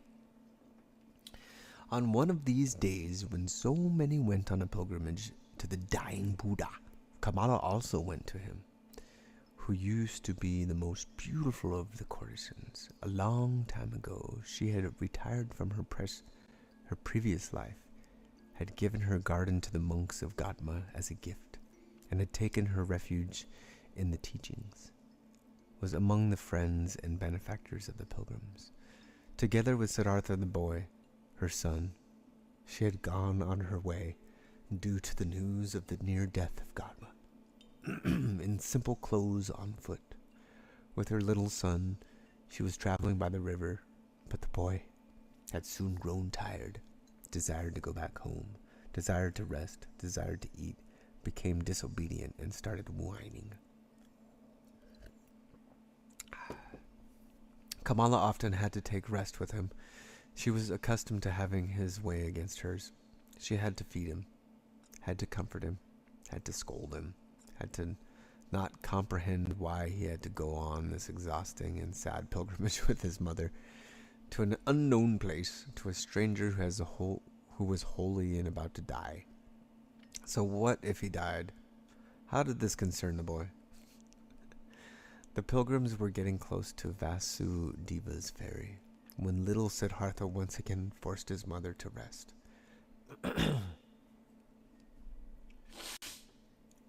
She, Kamala herself, had also become tired, and while the boy was chewing the banana, she crouched down on the ground, closed her eyes a bit, and rested. But then suddenly she uttered a wailing scream. The boy looked at her in fear and saw her face have grown pale from horror, and from under her dress a small black snake fled, by which Kamala had been bitten. Ouch! Hurriedly, they now both ran along the path in order to reach people and got near to the ferry, where Kamala collapsed and was not able to go any further. But the boy started crying miserably, only interrupting to kiss and hug his mother. And she also joined his loud screams for help until the sound reached Vasudeva's ears, who stood at the ferry. Quickly he came walking, took the woman on his arms, carried her into the boat, and the boy ran along, and soon they all reached the hut where Siddhartha stood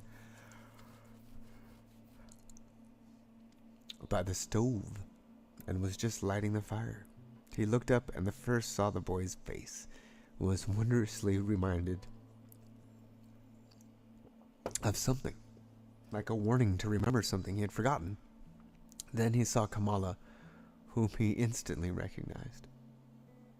Though she laid unconscious in the ferryman's arms, and now he knew that it was his own son, whose face he had been such a warning reminder to him, and the heart stirred in his chest.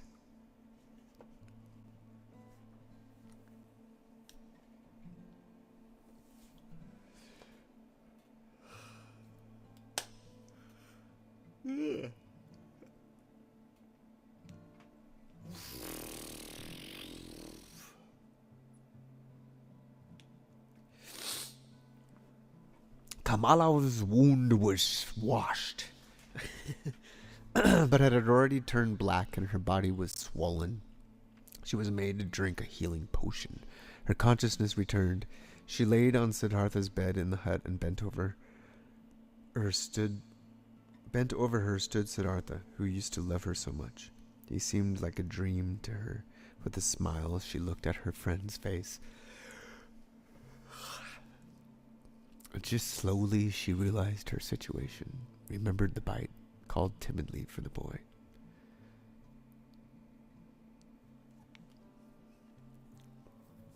"He's with you. Don't worry," said Siddhartha.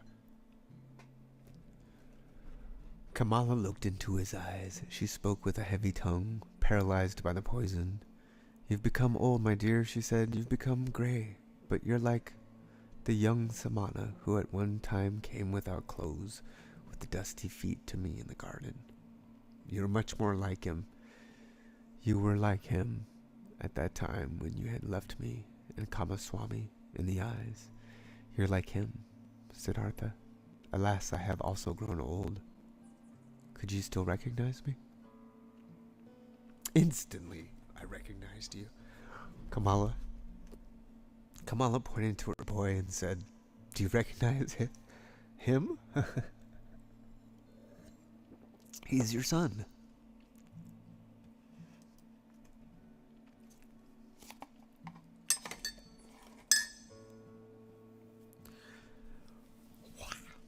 Her eyes became confused and fell shut. The boy wept. Siddhartha took him on his knee, let him wept, petted his hair, and the sight of the child's face, a Brahmin prayer came to his mind, which he had learned a long time ago, when he had been a little boy.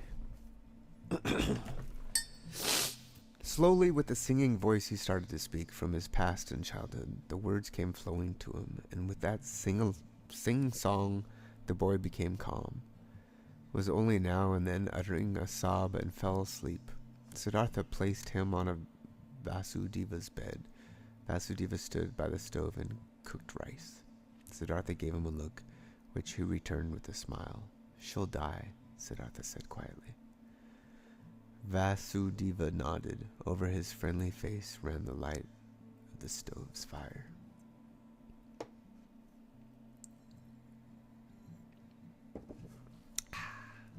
Once again, Kamala returned to consciousness. Pain distorted her face. Siddhartha's eyes read the suffering on her mouth, on her pale cheeks. Quietly, he read it, attentively waiting, his mind becoming one with her suffering. Kamala felt it. Her gaze sought his eyes. Looking at him, she said, "Now I see that your eyes have changed." "Now that I see your eyes have changed as well.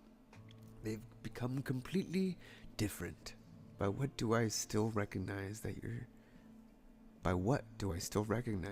are Siddhartha? It's you, and it's not you." Siddhartha said nothing. Quietly, his eyes looked at hers. "You have achieved it," she asked. "You have found peace." He smiled and placed his hands on hers.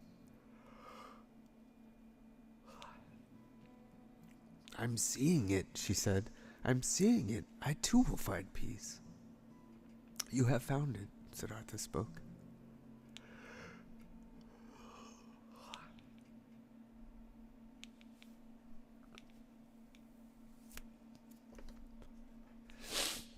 Kamala never stopped looking into his eyes. She thought about her pilgrimage to Gatma, which she wanted to take in order to see the face of the perfected one, to breathe his peace, and she thought that she had now found him in this place, and that it was good, just as good, as if she had seen another one.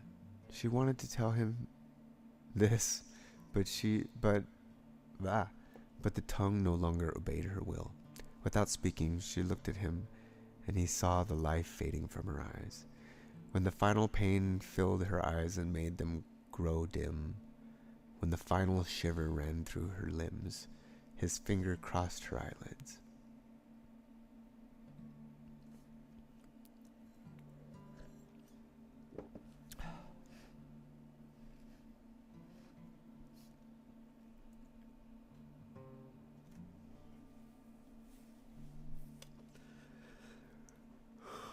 For a long time, he sat and looked at her peacefully dead face. For a long time, he observed her mouth, her old, tired mouth with those lips, which had become thin, and remembered that he used to, in the spring of his years, compare his mouth with a freshly cracked fig. Compare this mouth with the freshly cracked fig. For a long time, he sat reading the pale face, and the tired wrinkles filled himself with this sight, saw his own face lying in the same manner.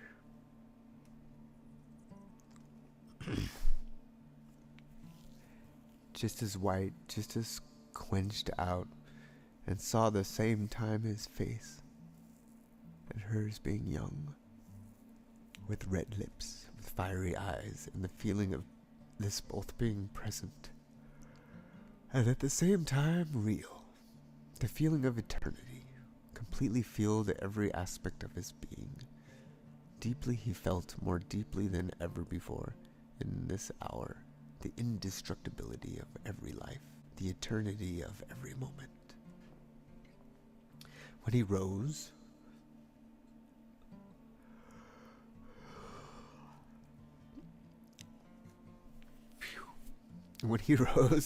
Vasudeva had prepared rice for him, but Siddhartha did not eat. In the stable where the goat stood, the two old men prepared beds of straw for themselves, and Vasudeva laid himself down to sleep.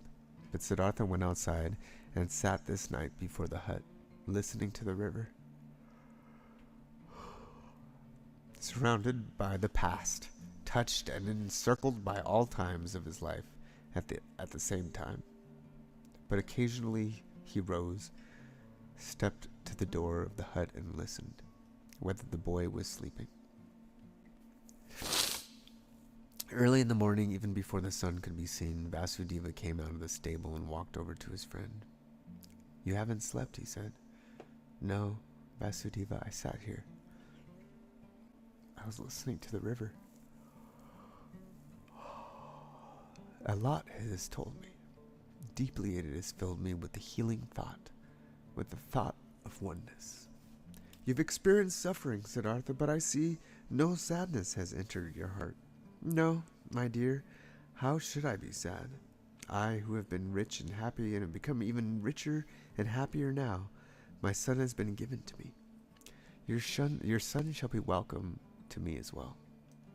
But now, Siddhartha, let's get to work. There is much to be done. Kamala has died on the same bed on which my wife has died a long time ago. Let us also build Kamala's funeral pile on the same hill on which I had to then build my wife's funeral pile. While the boy was still asleep, they built the funeral pile."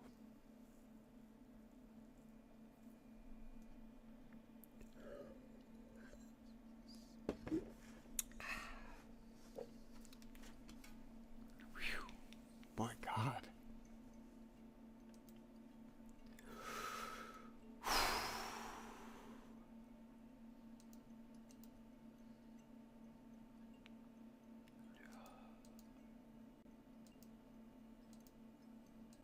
No. Let's do this one. Ay. Jeez. This is crazy. Alright, ready? The next chapter is called The Sun. The Sun. So good.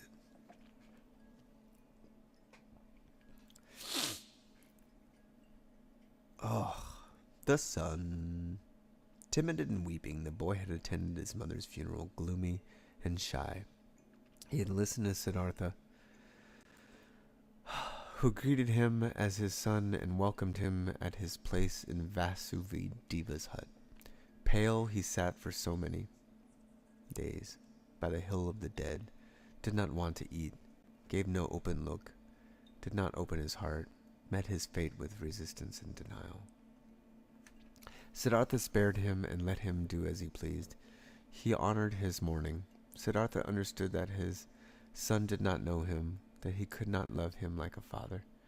Slowly, he also saw and understood that the 11-year-old was a pampered boy, a mother's boy, and that he had grown up in the habits of rich people, accustomed to finer foods, to a soft bed, accustomed to giving orders to servants. Siddhartha understood that the mourning pampered child could not suddenly and willingly be content with a life among strangers and in poverty. He did not force him. He did many a chore for him and always picked the best pieces of the meal for him. Slowly he hoped to win him over by friendly patience.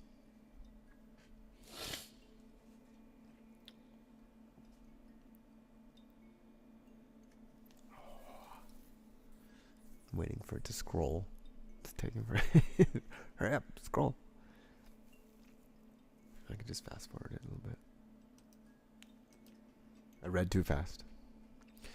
Rich and happy, he had called himself when the boy had come to him, since time had passed on in the meantime, and the boy remained a stranger. Yeah, understanding. And in a gloomy disposition, since he displayed a proud and stubbornly disobedient heart, did not want to do any work, did not pay his respect to the old man, stole from Vasudeva's fruit trees. Then Siddhartha began to understand that his son had not brought him happiness and peace, but suffering and worry. But he loved him, and he preferred the suffering and worries to love over happiness and joy without the boy. Since young Siddhartha was in the hut, the old man had split the work. Vasudeva had again taken on the job of the ferryman all by himself, and Siddhartha, in order to be with his son, did the work in the hut and the field. For a long time, for long months, Siddhartha waited for his son to understand him, to accept his love, to perhaps replicate it. For long months, Vasudeva waited, waited and said nothing. One day, when Siddhartha was the younger, had once again tormented his father very much with spite and an unsteadiness in his wishes, and had broken both of his rice bowls, Vasudeva took in the evening his friend aside and talked to him. "Pardon me," he said. "From a friendly heart, I'm talking to you. I'm seeing that you are tormenting yourself. I'm seeing that you're in grief. Your son, my dear, is worrying you, and he is also worrying me. That young bird is accustomed to a different life, to a different nest. He has not, like you, ran away from riches and the city, being disgusted and fed up with it. Against his will, he had to leave it all behind. I asked the river, oh friend, many times I have asked it, but the river laughs. It laughs at me. It laughs at you and me, and is shaking with laughter at our foolishness. Water wants to join water. Youth wants to join youth. Your son is not in the place where he can prosper. You too should ask the river. You too should listen to it."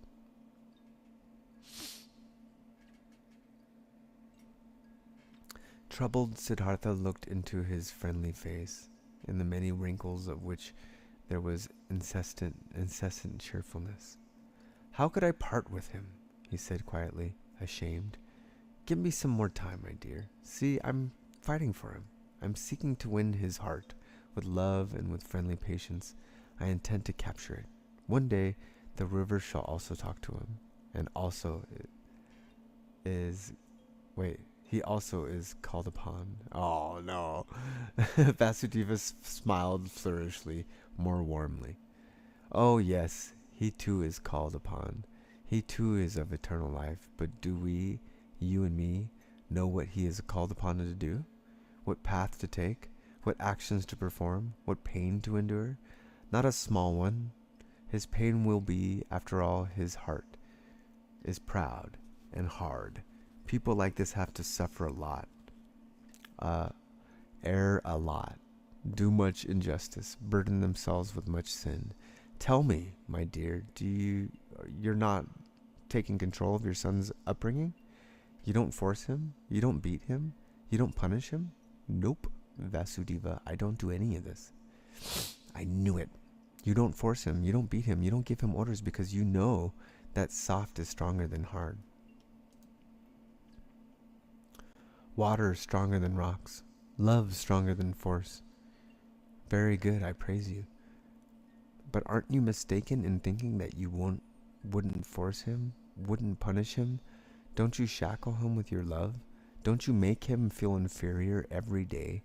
Don't you make it even harder on him with your kindness and patience? Don't you force him, the arrogant and the pampered boy, to live in a hut with two old banana eaters to whom even rice is a delicacy? Those thoughts can't be his. Those hearts are old and quiet and beats in a different pace than his. Isn't forced? Isn't he punished by all this? Troubled, Siddhartha looked to the ground. Quietly, he asked, "What do you think I should do?" Banana eaters. Quoth Vasudeva, "Bring him into the city. Bring him into his mother's house. There'll still be servants around. Give him to them. And when they aren't any around anymore, bring him to a teacher. Not for the teaching's sake, but so that he shall among other boys and among other girls and in the world which in his own. Have you ever thought of this?" "You are seeing into my heart," Siddhartha spoke sadly. "Often I have thought of this. But look, how shall I put him, who had no tender heart anyhow, into this world? Won't he become exuberant? Won't he lose himself to pleasures and power? Won't he repeat all of his father's mistakes? Won't he perhaps get entirely lost in samsara?" Brightly the ferryman's smile lit up. Softly he touched Siddhartha's arm and said, "Ask the river about it, my friend. Hear it laugh all about it. Would you actually believe that you had committed your foolish acts in order to spare your son from committing them too? And could you in any way protect your sons from samsara? How could you? By means of teachings, prayers, abomination? My dear, have you entirely forgotten that story? That story containing so many lessons, that story about Siddhartha, of Brahman's son, which you once told me here on this very spot? Who has kept the samana, Siddhartha, safe from samsara, from sin, from greed, from foolishness? Were his father's religious devotion, his teacher's warnings, his own knowledge, his own search able to keep him safe?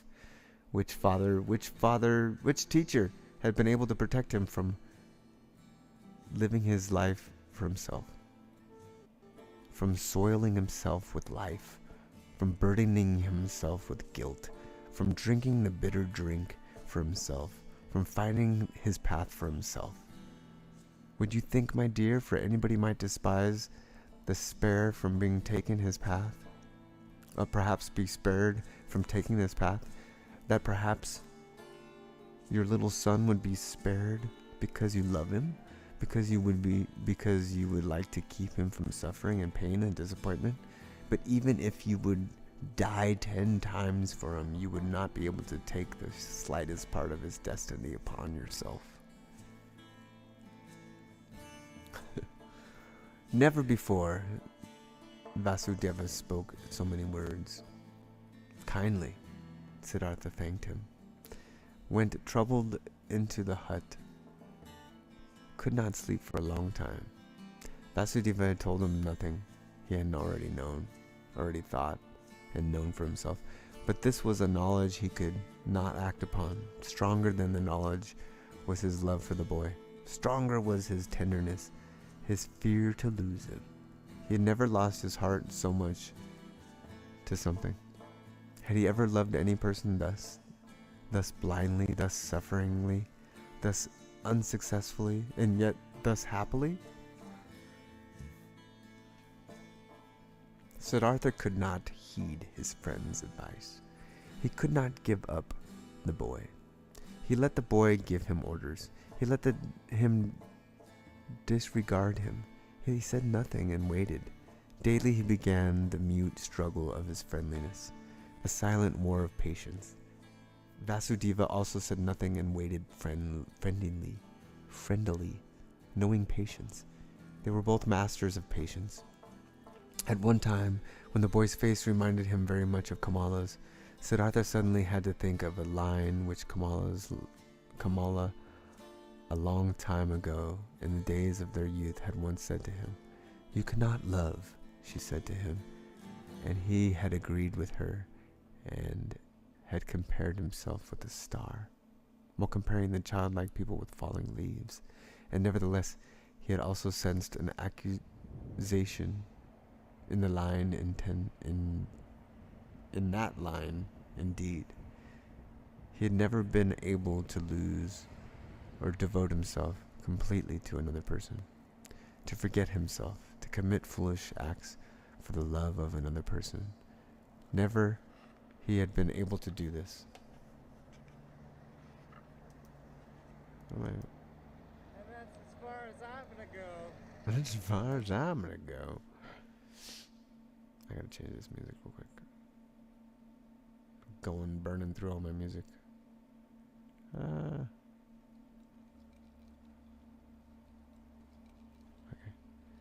Where am I? I'm losing my spot. For the start, while comparing the childlike peoples with the falling leaves. But now, since his son was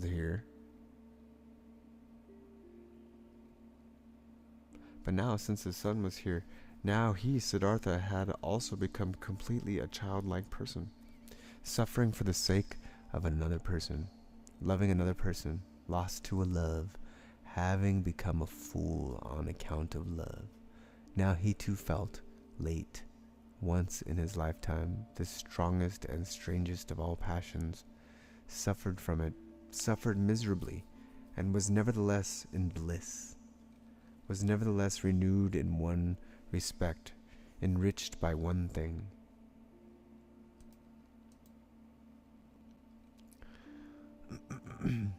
He did sense very well that this love, this blind love for his son, was a passion, something very human, that it was samsara, a murky source, dark water. Nevertheless, he felt at the same time, it was not worthless, it was necessary, came from the essence of his own being. The pleasure also had to be adorned for this pain, also had to be endured. These foolish acts also had to be committed. Through all this, the son let him commit his foolish acts, let him court for his affection, let him humiliate himself every day by giving in to his moods. Thus, this father had nothing which would have delighted him, and nothing which he would have feared. He was a good man, this father, a good, kind, soft man, perhaps a very devout man, perhaps a saint.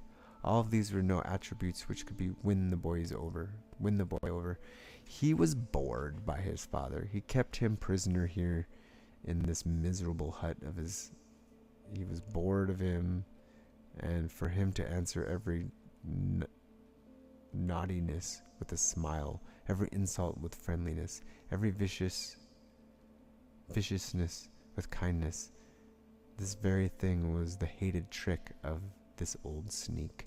Much more the boy would have liked it if he had been threatened by him, if he had been abused by him. A day came when what young Siddhartha had on his mind came bursting forth, and he openly turned against his father. The latter had given him a task. He had told him to gather brushwood, but the boy did not leave the hut. In stubborn disobedience and rage, he stayed where he was, thumped on the ground with his feet, clenched his fists, and screamed in a powerful outburst his hatred and contempt into his father's face. "Get the brushwood for yourself," he shouted, foaming at the mouth. "I'm not your servant. I do know that you won't hit me, and you don't dare. I do know that you consistently want to punish me and put me down with your religious devotions and your indulgence. You want me to become like you, just as devout, just as soft, just as wise. But I listen up, just to make you suffer. I'd rather want to become a highway robber and a murderer and go to hell than to become like you. I hate you. You're not my father, and if you've 10 times been my mother's fornicator." Rage and grief boiled over in him, foamed at the father in 100 savage and evil words. Then the boy ran away and only returned late at night. But the next morning he had disappeared. What had also disappeared was a small basket woven out of the bast of 2 colors, in which the ferrymen kept those copper and silver coins which they received as a fare. The boat had also disappeared. Siddhartha saw it lying by the opposite bank. That boy ran away. "I must follow him," said Siddhartha, who had been shivering with grief since those ranting speeches the boy had made yesterday. "A child can't go through the forest all alone. He'll perish.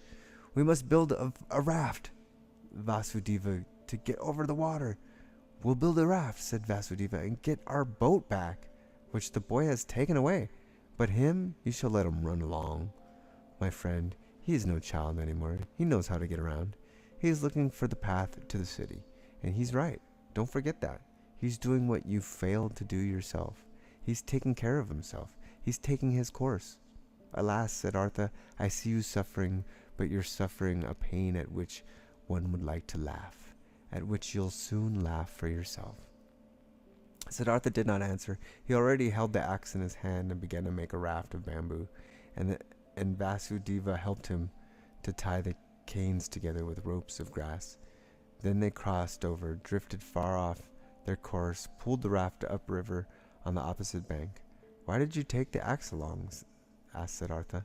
Vasudeva said, "It might have been possible that our oar of the boat got lost." But Siddhartha knew that what his friend was thinking. He thought the boy would have thrown away or broken the oar in order to get even and in order to keep them from following him. And in fact, there was no oar left in the boat.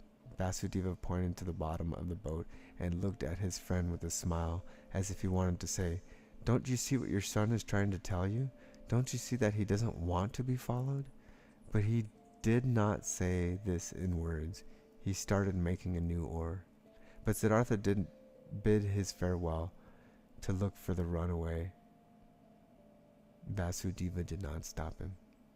When Siddhartha had already been walking through the forest for a long time, the thought occurred to him that his search was useless. Either so he sought the boy was far ahead and had already reached the city, or if he should still be on his way, he would conceal himself from him, the pursuer. As he continued thinking, he's also found that he, on his part, was not worried for his son. Frickin' teenagers. That he knew deep inside that he had neither perished nor was in any danger in the forest. Nevertheless, he ran without stopping, no longer to save him, just to satisfy his desire, just to perhaps see him one more time, and he ran up to just outside of the city. When near the city, he reached a wide road. He stopped by the entrance of a beautiful pleasure garden, which used to belong to Kamala, where he had seen her for the first time in her sedan chair. The past rose up in his soul. Again he saw himself standing there, young, a bearded, naked Samana in the hair full of dust. For a long time Siddhartha stood there and looked through the open gate into a garden, seeing monks in yellow robes walking along the beautiful trees. For a long time he stood there pondering, seeking images, listening to the stories of his life. For a long time he stood there, looked at the monks, saw young Siddhartha in their place, saw young Kamala walking among the high trees. Clearly he saw himself being served food and drink by Kamala, receiving his first kiss from her, looking proudly and disdainfully back on his Brahmanism, beginning proudly and full of desire his worldly life. He saw Kama Swami, saw the servants, saw the orgies, saw the gamblers, saw the dice, saw the musicians, saw the Kamala's songbird in the cage, lived through all this once again, breathed samsara, and once again old and tired, felt once again disgust, felt once again the wish to annihilate himself, was once again healed by the holy Om. Wait, this is the first I've heard about orgies, and what the hell? What else was going on? He's like, all the orgies. I'm like, when? The musicians? When were there musicians? When were there musicians? Anyways, orgies with musicians? I don't know. After having been standing by the gate of the garden for a long time, Siddhartha realized his desire was foolish, which had made him go up to this place, that he could not help his son, that he was not allowing to cling him. Deeply he felt the love for the runaway in his heart, like a wound, and he felt at the same time that this wound had not been given to him in order to turn the knife in it, that it had to become a blossom and had to shine. That this wound did not blossom yet, did not shine yet at this hour, made him sad. Instead of the desired goal which had drawn him here following the runaway son, there was now emptiness. Sadly, he sat down, felt something dying in his heart, experienced emptiness, saw no joy anymore, no goal. He sat lost in his thoughts and waited. This he had learned by the river. This one thing, waiting, having patience, listening attentively, and he sat and he listened. In this dust of the road, listened to his heart, beating tiredly and sadly, waiting for a voice. Many an hour he crouched listening, saw no images anymore, fell into emptiness, let himself fall without seeing a path, and when he felt the wound burning, he silently spoke the Om.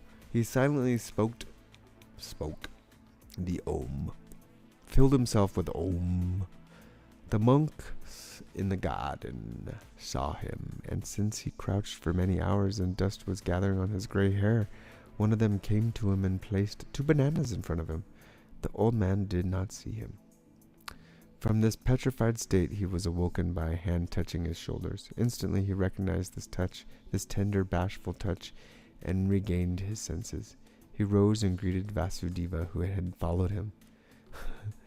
And when he looked into Vasudeva's friendly face, into the small wrinkles, which were as if they were filled with nothing but his smile, into the happy eyes, then he smiled too. Now he saw the bananas lying in front of him, picked them up, gave one to the ferryman, ate the other one himself. After this, he silently went back into the forest with Vasudeva, returned home to the ferry. Neither one talked about what had happened today. Neither one mentioned the boy's name. Neither one spoke about him running away. Neither one spoke about the wound. In the hut, Siddhartha lay down on his bed, and when after a while Vasudeva came to him to offer him a bowl of coconut milk, he already found him sleeping. Asleep. Whew.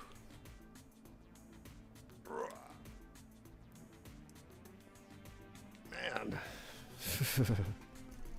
That's the end of that chapter. Om.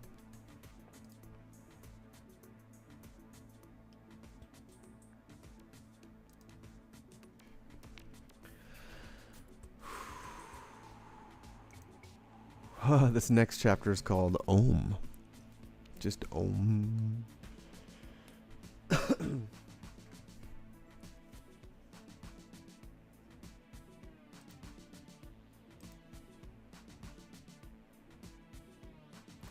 Avocado, avocado, avocados, avocado,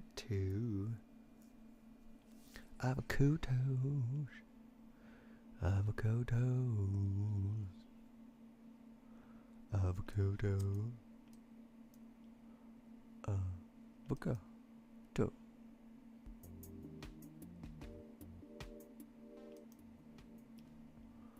It's a good one.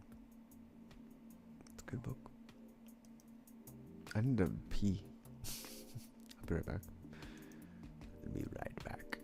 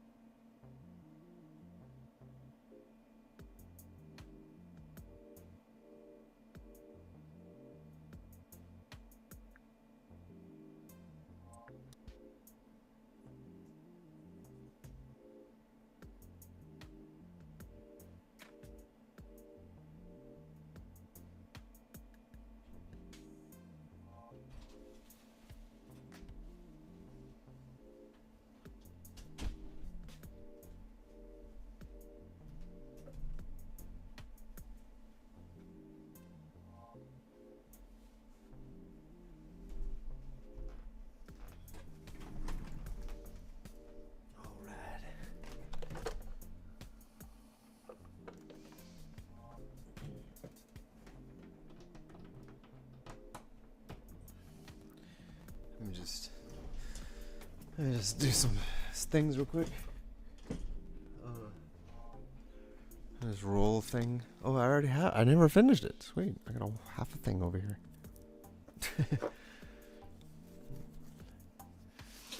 Check those hummingbird feeders. All right.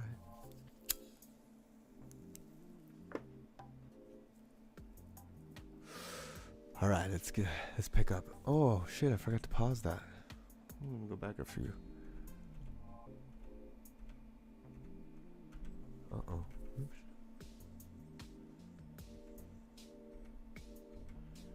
My bad. I let it go that whole time.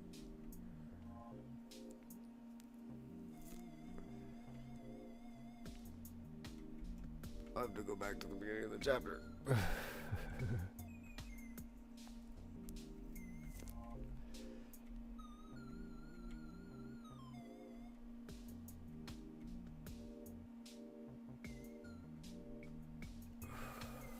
Here we go.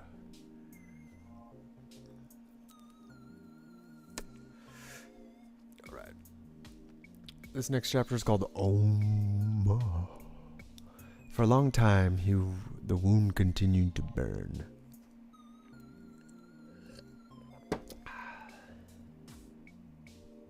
Continued to burn.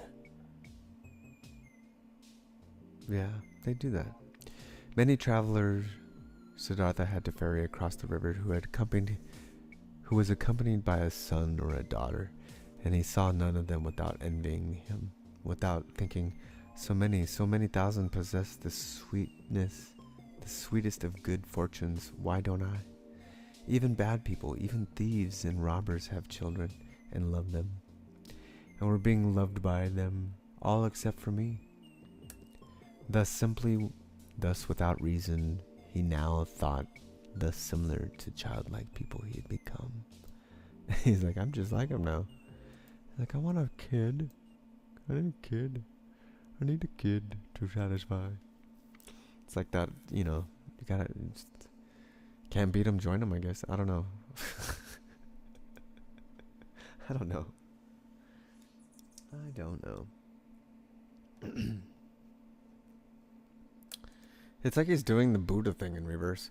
See, like Buddha started out with like everything. Like he was like a prince and he had riches and he had whatever and everything was kept from him. So like he automatically wanted to go out into the world of suffering and then he wanted to help everybody ease their suffering. Like it was like a different path and he has like an opposite path of Buddha. It's like he started out as like wanting to know God when he was young and then he went out and he had to go learn the ways of all this stuff and then come back to it at the end of a whole life of like finding out all that stuff. Whereas Buddha had like started out that way. He had everything and he had a kid and he had a wife and he left them all and just went out to find out how to end suffering. So it was a different approach, that's for sure. Let's see. Reason and thought similar to the childlike people had become. Differently than before, he now looked upon people less smart, less proud, but instead warmer, more curious, more involved. When he ferried travelers from the ordinary kind, like childlike people, businessmen, warriors, women, these people did not seem alien to him as they used to. He understood them. He understood and shared their life, which was not guided by thoughts and insight, but solely by urges and wishes. He felt like them. Though he was near perfection and was bearing his final wound, it still seemed to him as if those childlike people were his brothers. Their vanities, desires for possession, and ridiculous aspects were no longer ridiculous to him.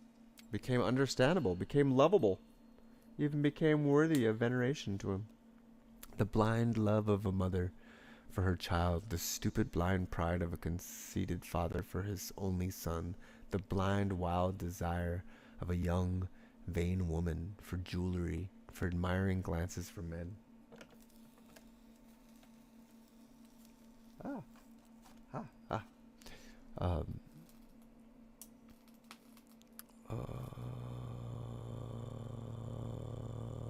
The The blind love of a mother for her child and the stupid blind pride of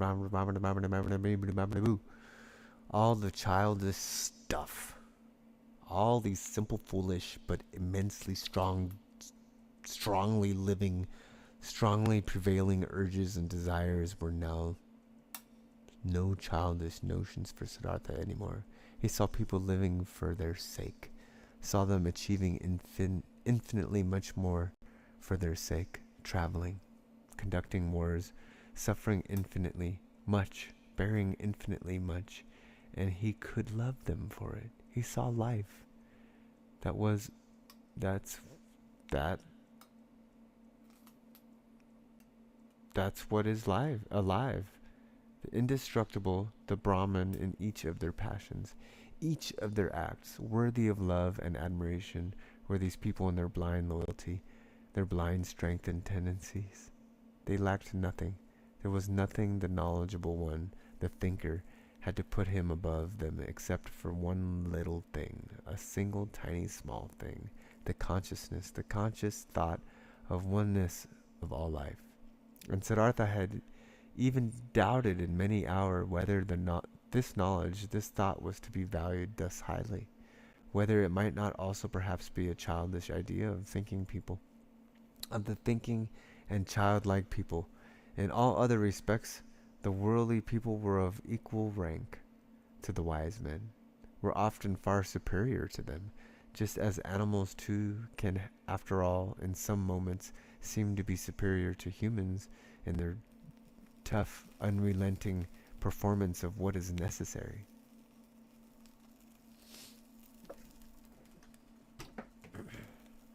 Slowly blossomed, slowly ripened in Siddhartha the realization that knowledge is, or that knowledge, wisdom, the knowledge, what wisdom actually was, what the goal of his long search was. It was nothing but a readiness of the soul, an ability, a secret art, to think every moment, while living his life, the thought of oneness, to be able to feel and inhale the oneness. Slowly this blossomed in him, was shining back at him from Vasudeva's old childlike face, harmony, knowledge of the eternal perfection of the world, smiling oneness. But the wound still burned. Oh, it burns. Longingly and bitterly, Siddhartha thought of his son, nurtured his love and tenderness in his heart, allowed the pain to gnaw at him, committed all foolish acts of love. Not by itself, this flame would go out. Not by itself, this flame would go out.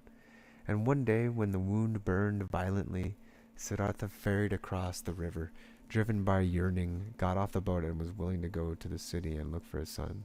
The river flowed softly and quietly. It was dry season, but its voice sounded strange. It laughed clearly.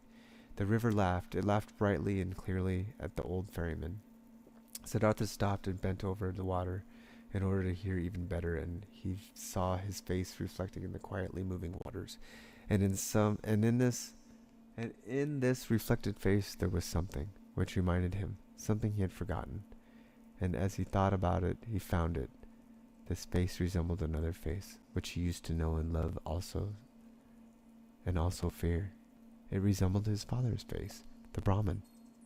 And remembered how he, a long time ago, as a young man, had forced his father to let him go to the penitence. How he had bid his farewell to him. How he had gone and had never come back. Had his father not also suffered the same pain for him, which he now suffered for his son? Had his father not long since died, alone, without having seen his son again? Did he not have to expect the same fate for himself? Was it not a comedy, a strange and stupid manner in his repetition, this running around in a fateful circle? The river laughed. Yes, it was. Everything came back, which had not been suffered and solved up to its end. The same pain was suffered all over again, but Siddhartha went back to the boat and ferried back to the hut. Thinking of his father, thinking of his son, laughed at by the river at odds with himself, tending toward despair, and not less tending towards laughing along at himself and the entire world. Alas, the wound was not blossoming yet. His heart was still frightened. His fate, cheerfulness, and victory were not yet shining from his suffering. Nevertheless, he felt hope, and once he had returned to the hut, he had an undefeatable desire to open up to Vasudeva, to show him everything, the master of listening, to say everything. Vasudeva was sitting in the hut and weaving a basket.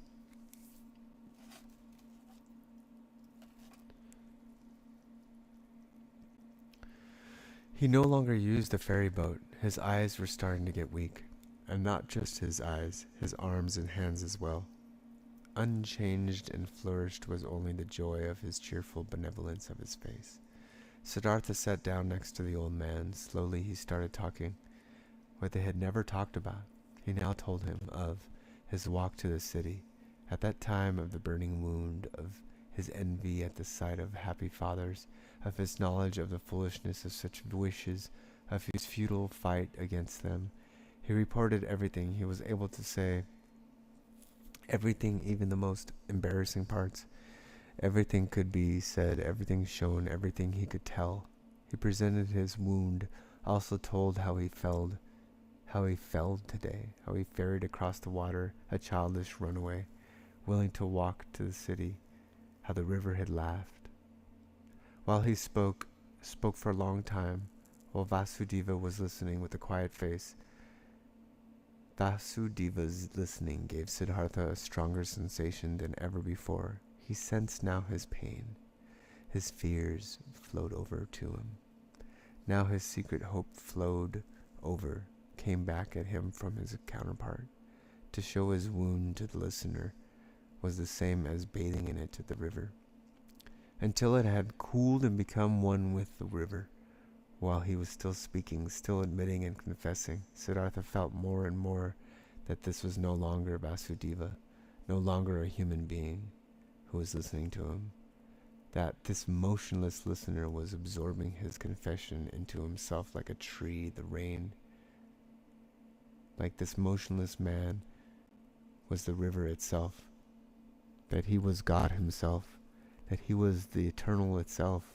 And while Siddhartha stopped thinking of himself and his wound, this realization of Vasudeva's changed character took possession of him, and the more he felt it and entered into it, the less wondrous it became.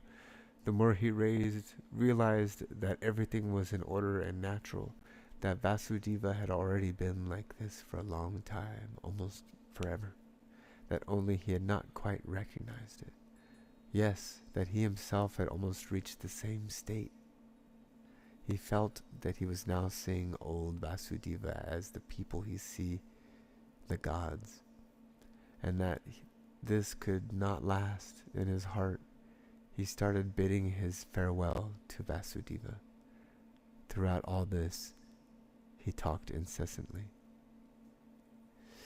When he had finished talking, Vasudeva turned his friendly eye, which had grown slightly weak, at him, and said nothing.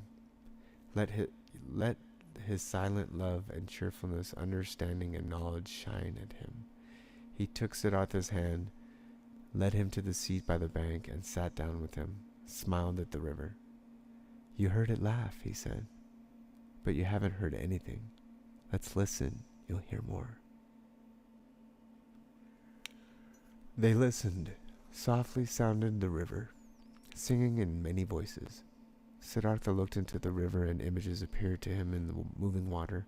His father appeared, lonely, mourning for his son.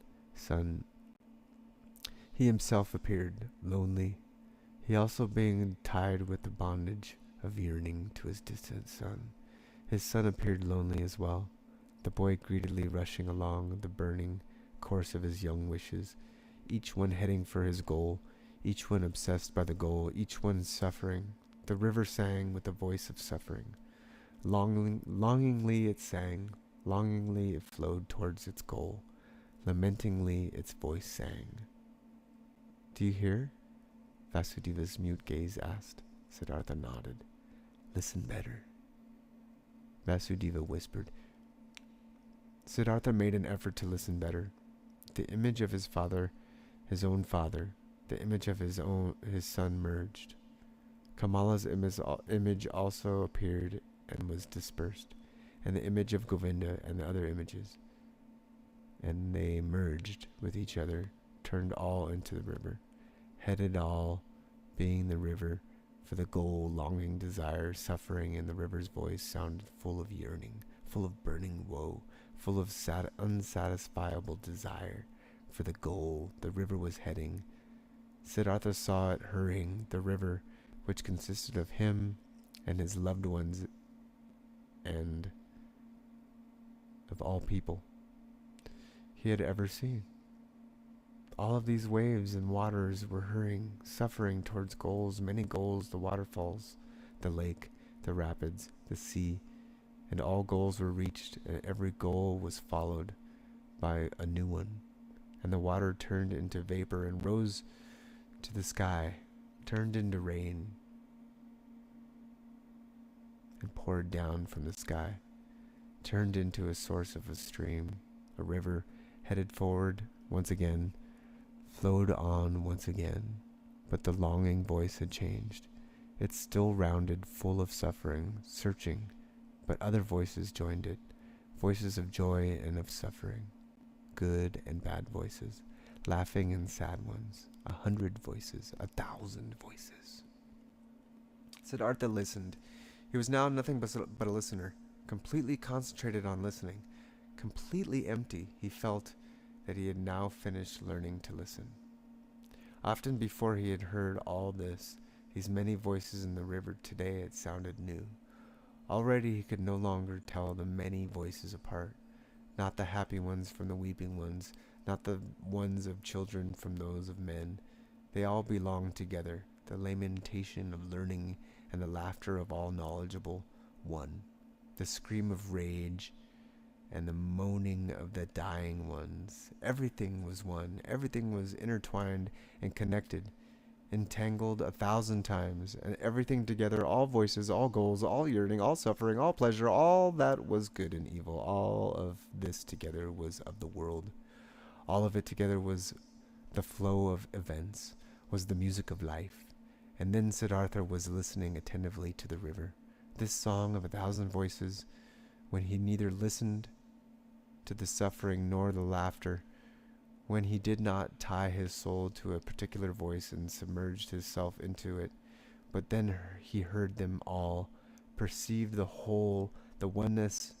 Then the great song of the 1,000 voices consisted of a single word, which was Om, the perfection. Do you hear it? Vasudeva's gaze asked again. Brightly, Vasudeva's smile was shining, floating radiantly over all the wrinkles of his old face.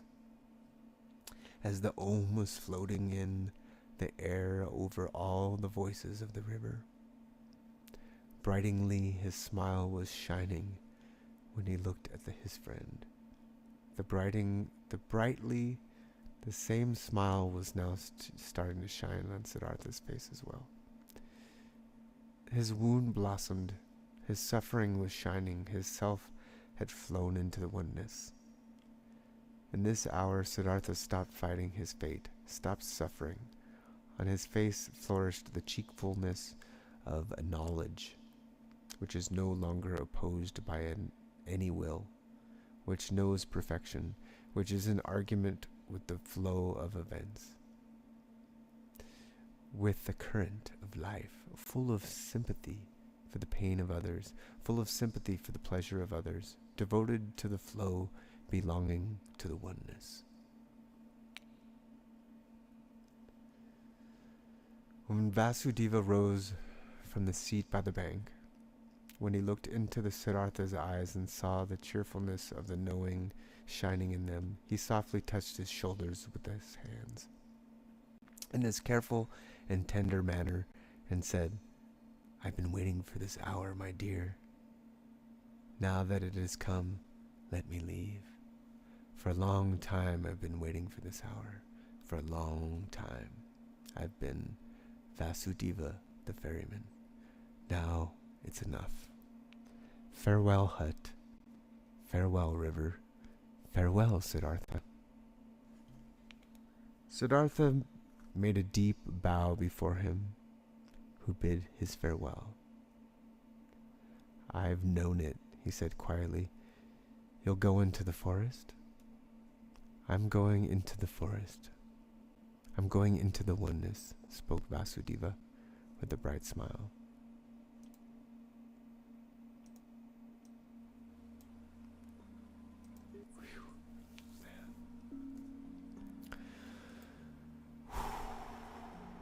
With a bright smile, he left. Siddhartha watched him leaving with deep joy.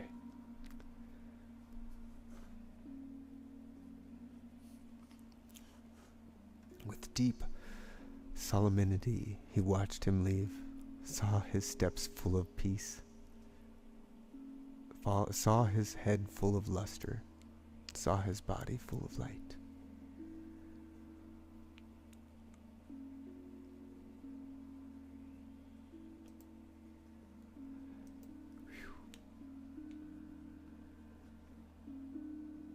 There's still like 2 chapters left, I think.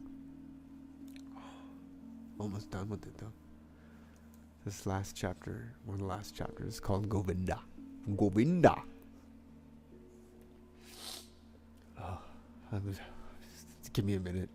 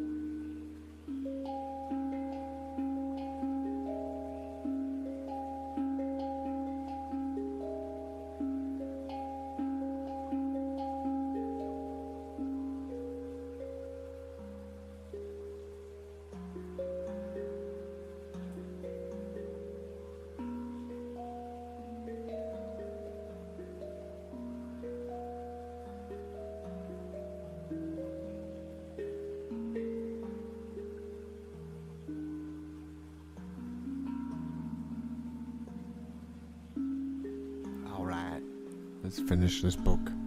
Let's finish it.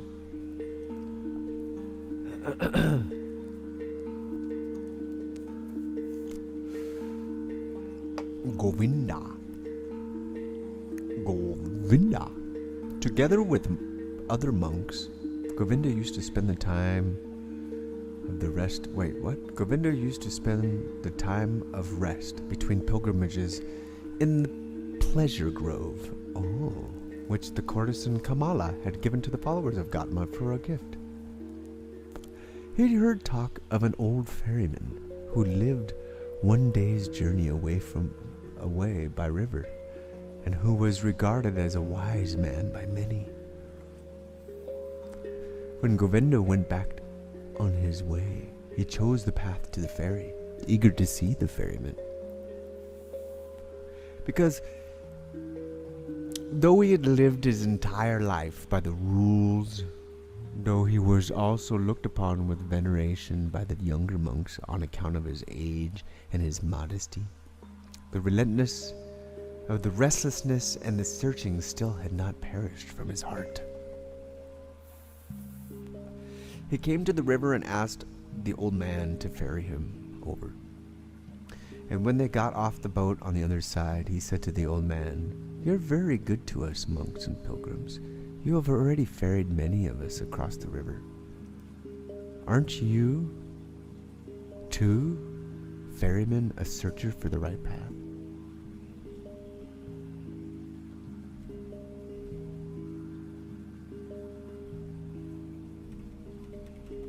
I forgot to hit play.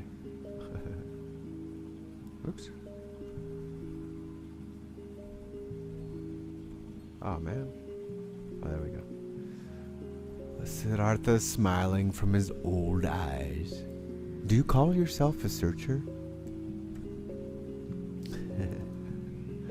"Do you call yourself a searcher, O venerable one, though you are already of an old in years and are wearing the robe of Gautama's monks?" "It's true I'm old," spoke Govinda, "but I haven't stopped searching. Never I'll stop searching. This seems to me to be my destiny." Searching. "You too, so it seems to me, have been searching. Would you like to tell me something, O honorable one?" Quoth Siddhartha, "What should I possibly have to tell you, O venerable one? Perhaps that you're searching far too much? That in all that searching you don't find the time for finding?" "How come?" asked Govinda. "When someone is searching," said Siddhartha, "then it might easily happen..." Excuse me. "When someone is searching," said Siddhartha, "then it might easily happen that one thing his eyes still see is that what he searches for. That he is unable to find anything, to let anything enter his mind, because he always thinks of nothing but the object of his search. Because he has a goal, because he is obsessed by the goal. Searching means having a goal, but finding means being free, being open, having no goal. You, O venerable one, are perhaps indeed a searcher, because striving for your goal, there are many things you don't see, which are directly in front of your eyes." "I don't quite understand yet," asked Govinda. "What do you mean by this?"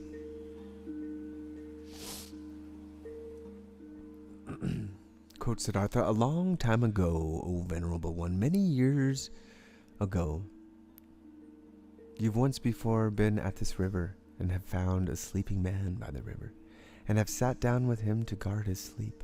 But, O Govinda, you did not recognize the sleeping man."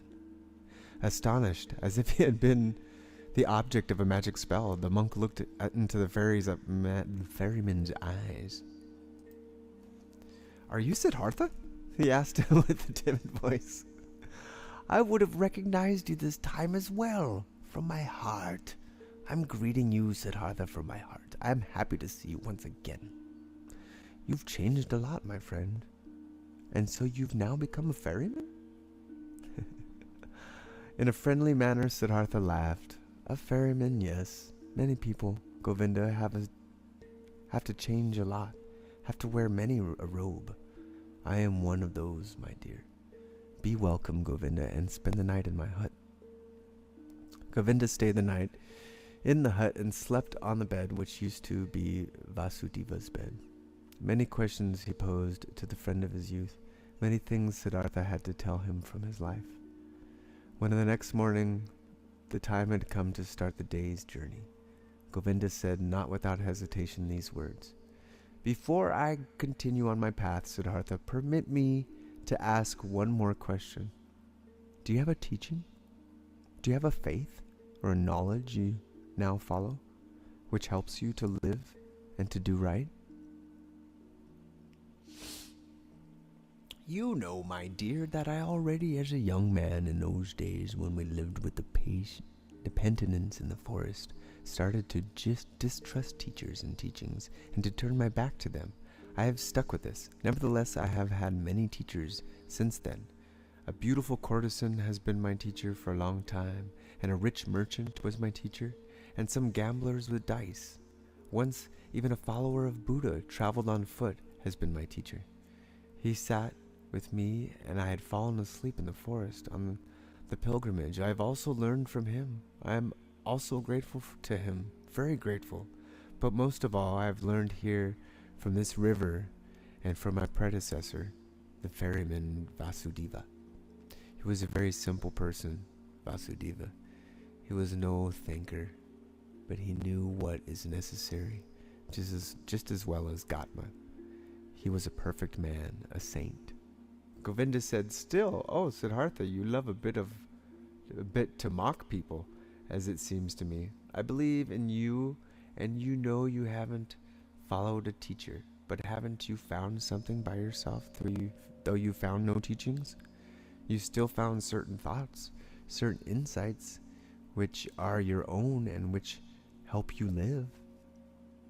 If you would like to tell me some of these, you would delight my heart.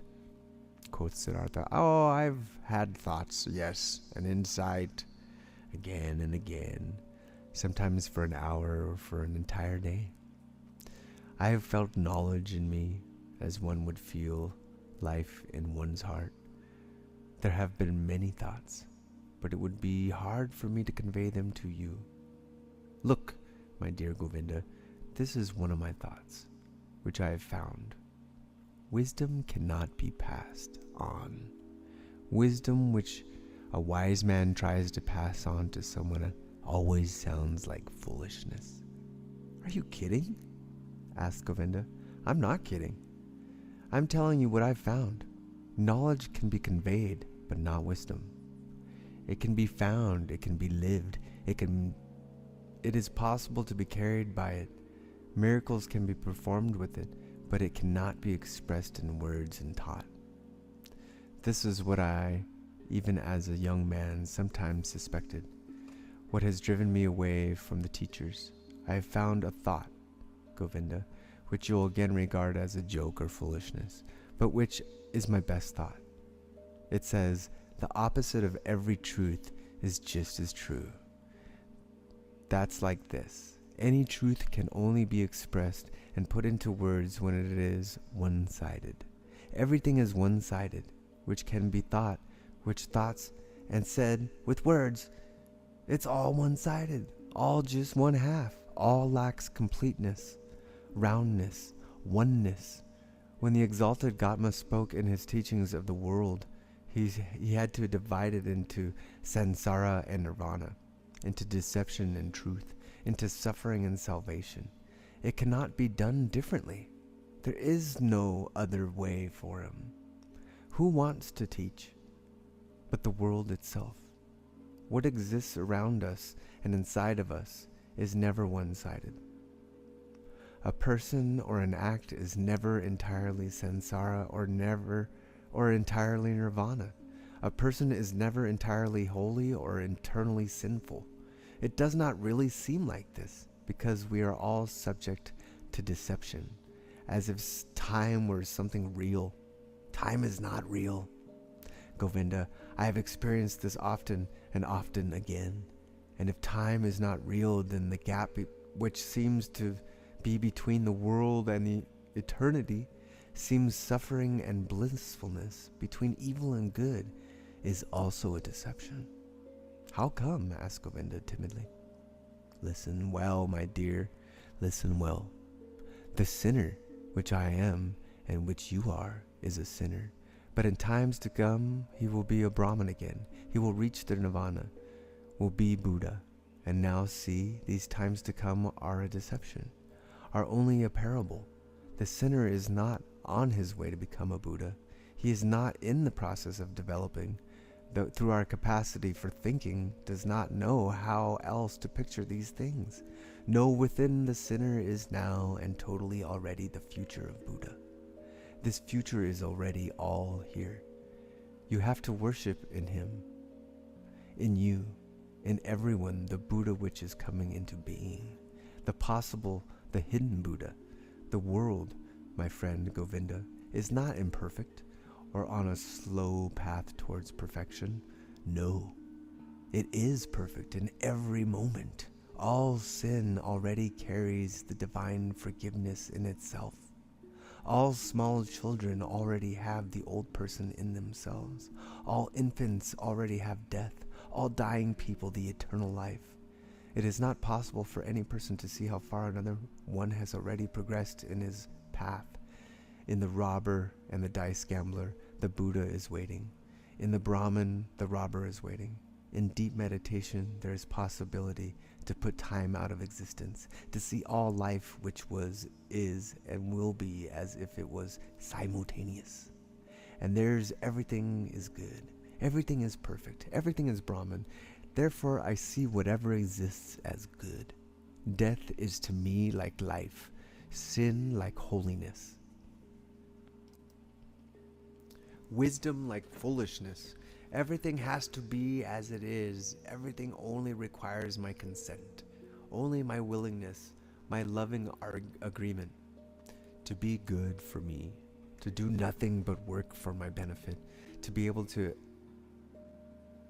unable to even harm me. I have experienced on my body and on my soul that I needed sin very much. I needed lust, the desire for possessions, vanity, and needed the most shameful despair in order to learn how to give up all resistance, in order to learn how to love this world, in order to stop comparing it to some world I wished, I imagined, some kind of perfection I had made up, but to leave it as it is and to love it and to enjoy it being part of it. These, O Govinda, are some of the thoughts which have come into my mind. Siddhartha bent down, picking up a stone from the ground, and weighed it in his hand. This here, he said, playing with it, is a stone and will, after a certain time, perhaps turn into soil, and will turn from soil into a plant or animal or human being. In the past, I would have said, this stone is just a stone. It is worthless. It belongs to the world of the Maya. But because it might be able to become also a human being and a spirit in the cycle of transformations, therefore I also grant it importance. Thus I would perhaps have thought in the past, but today I think this stone is a stone. It is also animal. It is also God. It is also Buddha. I do not venerate and love it because it could turn into this or that, but rather because it is already, and that always everything, and it is this very fact that it is a stone, that it appears to me now and today as a stone. This is why I love it and see worth and purpose in each of its veins and cavities, in the yellow, in the gray, in the hardness of the sound it makes when I knock at it, in the dryness of the wetness of its surface. There are stones which feel like oil or soap, and others like leaves. others like sand, and every one is special, and praise the Om in its own way, which one is Brahman, but simultaneously, as just as much as it is a stone, is oily or juicy, and this is very fact, which I like and regard as wonderful and worthy of worship. But let me speak no more of this. The words are not good for the secret meaning. Everything always becoming a bit different. As soon as it pours into words, gets distorted a bit silly. Yes, this is also very good, and I like it a lot. I also very much agree with this, that this is what is one man's treasure, and wisdom always sounds like foolishness to another person. Govinda listened silently. Why have you told me this about the stone? He asked hesitantly after a pause. I did it without any specific intention. Or perhaps what I meant was that love this very stone and the river and all things are looking at and from which we can learn all these things. I can love a stone, Govinda, and also a tree or a piece of bark. This are things, and things can be loved. But I cannot love words. Therefore, teachings are not good for me. They have no hardness, no softness, no color, no edges, no smell, no taste. They have nothing but words. Perhaps it are these which keep you from finding peace. Perhaps it is the many words. Because salvation and virtue are as well, samsara and nirvana as well, are mere words. Govinda, there is no thing which would be nirvana. There is just the word nirvana. Quoth Govinda, not just a word, my friend, is nirvana. It is a thought. Siddhartha continued, a thought. It might be so. I must confess to you, my dear, I don't differentiate much between thoughts and words. To be honest, I also have no high opinion of thoughts. I have a better opinion of things. Here on the ferry boat, for instance, a man has been my predecessor and teacher, a holy man, who has been for many years simply believed in the river, nothing else. He had noticed that the river spoke to him. For many years he did not know that every wind, every cloud, every bird, every beetle was just as divine and knows just as much and can teach just as much as the worshipped river. But when this holy man went into the forest, he knew everything, knew more than you and me, without teachers, without books, only because he had believed in the river. Govinda said, but is that what you call things actually something real, something which has existence? Isn't it just a deception of the Maya? Just an image, an illusion? Your stone, your tree, your river, they are actually reality? This too, spoke Siddhartha, I do not care very much about. Let the things be illusions or not. After all, I would not then also be an illusion, and thus they are always like me. This is what makes them so dear and worthy of veneration for me. They are like me, therefore I can love them, and this is now a teaching you will laugh at about. Love, O Govinda, seems to me to be the most important thing of all. To thoroughly understand the world, to explain it, to despise it, may be the thing great thinkers do, but I am only interested in being able to love the world, not despise it, not to hate it or me, to be able to look upon it and me and all things with love and admiration and great respect. This I understand, spoke Govinda, but this very thing was discovered by the Exalted One to be deception. He commands benevolence, clemency, sympathy, tolerance, but not love. He forbade us to tie our hearts in love to earthly things. I know it, said Siddhartha. His smile shone golden. I know it, Govinda. And behold, With this, we were right in the middle of the thicket of opinions, in the dispute about words. For I cannot deny my words of love are in contradiction, a seeming contradiction with Gotama's words. For this very reason I distrust in words so much. For I know this contradiction is a deception. I know that I am in agreement with Gotama. How should he not know love? He who has discovered all elements of human existence in their transistoriness, in their meaninglessness, and yet loved people as much. To use a long, laborious life only to help them, to teach them. Even with him, even with your great teacher, I prefer the things over the words.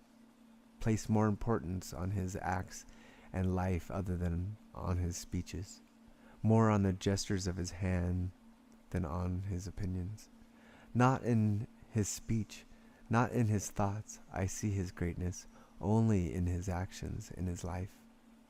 For a long time the two old men said nothing. Then spoke Govinda. While bowing for a farewell, I thank you, Siddhartha, for telling me some of your thoughts. They are particularly strange thoughts. Not all have been instantly understandable to me. This being as it may, I thank you and I wish you to have calm days.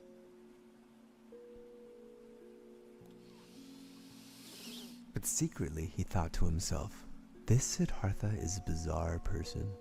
He expresses bizarre thoughts. His teachings sound foolish, so differently sound the exalted one's pure teachings, clear, pure, more comprehensible, nothing strange, foolish, or silly to contain in them, but different from his thoughts seemed to me Siddhartha's hands and feet, his eyes, his forehead, his breath, his smile, his greeting, his walk.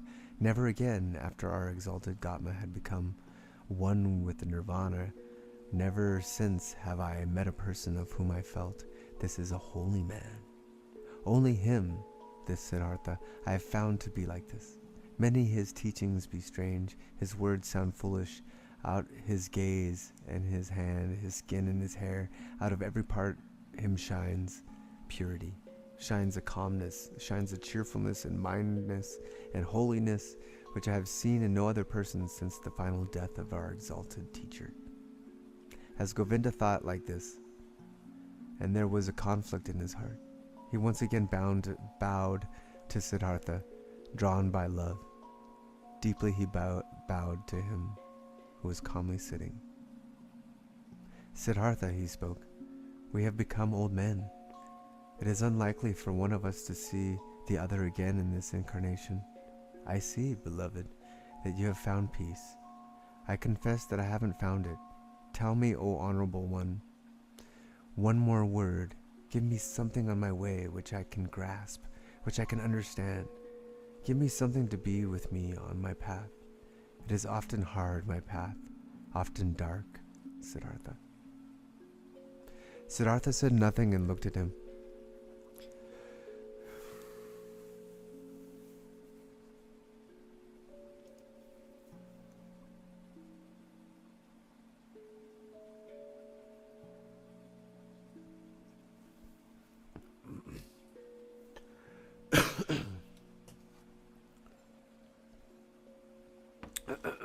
Siddhartha said nothing and looked at him with the ever unchanged quiet smile. Govinda stared at his face with fear, and yearning, suffering, and eternal search was visible in his look. Eternal not finding. Siddhartha saw it and smiled. Bend down to me, he whispered quietly in Govinda's ear. Bend down to me, like this, even closer, very close. Kiss my forehead, Govinda. But while Govinda, with astonishment, and yet drawn by great love and expectation, obeyed his words, bent down closely to him and touched his forehead with his lips, something miraculous happened to him. While his thoughts were still dwelling on Siddhartha, his wondrous words, while he was still struggling in vain and with reluctancy to think away time, to imagine Nirvana and Samsara as one, while even a certain contempt for the words of his friend was frightening in him against an immense love and veneration. This happened to him.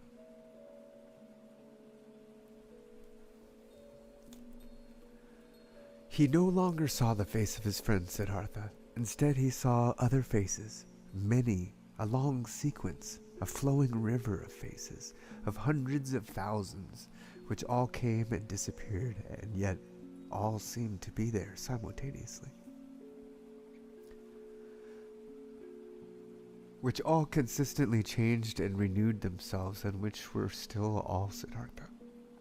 He saw the face of a fish, a carp, with an infinitely painful opened mouth, the face of a dying fish with fading eyes. He saw the face of a newborn child, red and full of wrinkles, distorted from crying. He saw the face of a murderer. He saw him plunging a knife into the body of another person. He saw the same second this criminal in bondage, kneeling, his heads being chopped off by an executioner with the one blow of his sword. He saw the bodies of men, women, naked in position and cramped of freezing love, frenzied love. He saw corpses stretched out, motionless, cold, void. He saw the heads of animals, of boars, of crocodiles, of elephants, of bulls, of birds. He saw gods. He saw Krishna. He saw Ajni. He saw all of these figures and faces in the gods, or in the thousand relationships with one another, each one helping each other, loving it, hating it, destroying it, giving it rebirth to it. Each one was a will to die, a passionately painful confession of transitoriness, and yet none of them died. Each one was transformed, always reborn, receiving evermore a new face, without any time had passed between one and the other face, and all of these figures and faces rested, flowed, generated themselves, floating along and merging with each other, and they all were consistently covered by something thin, without an individuality of their own, but yet existing like a thin glass or ice, like a transparent skin, a shell or a mold or a mask of water. And this mask was smiling, and this mask was Siddhartha's smiling face, which he, Govinda, in this very same moment touched with his lips. And Govinda saw it like this smile of the mask, this smile of oneness above the flowing forms, this smile of simultaneousness above the thousand births and deaths, this smile of Siddhartha's was preciously the same, was precisely the same, precisely of the same kind as the quiet, delicate, impenetrable, perhaps benevolent, perhaps mocking, wise, thousand-fold smile of Gautama, the Buddha.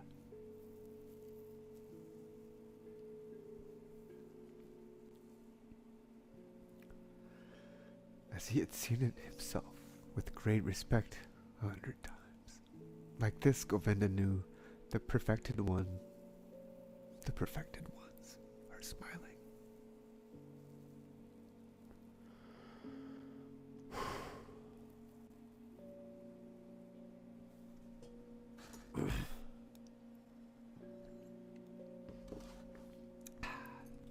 Not knowing any more whether time existed, whether the vision had lasted a second or 1,000, 100,000 years, not knowing any more whether there existed a Siddhartha, a Gautama, a me, or a you, feeling in his innermost self as if he had been wounded by a divine arrow, the injury of what tasted sweet, being enchanted and dissolved in his innermost self, Govinda stood for a little while bent over Siddhartha's quiet face, which he had just kissed, which had just been the scene of all manifestations, all transformations, all existence.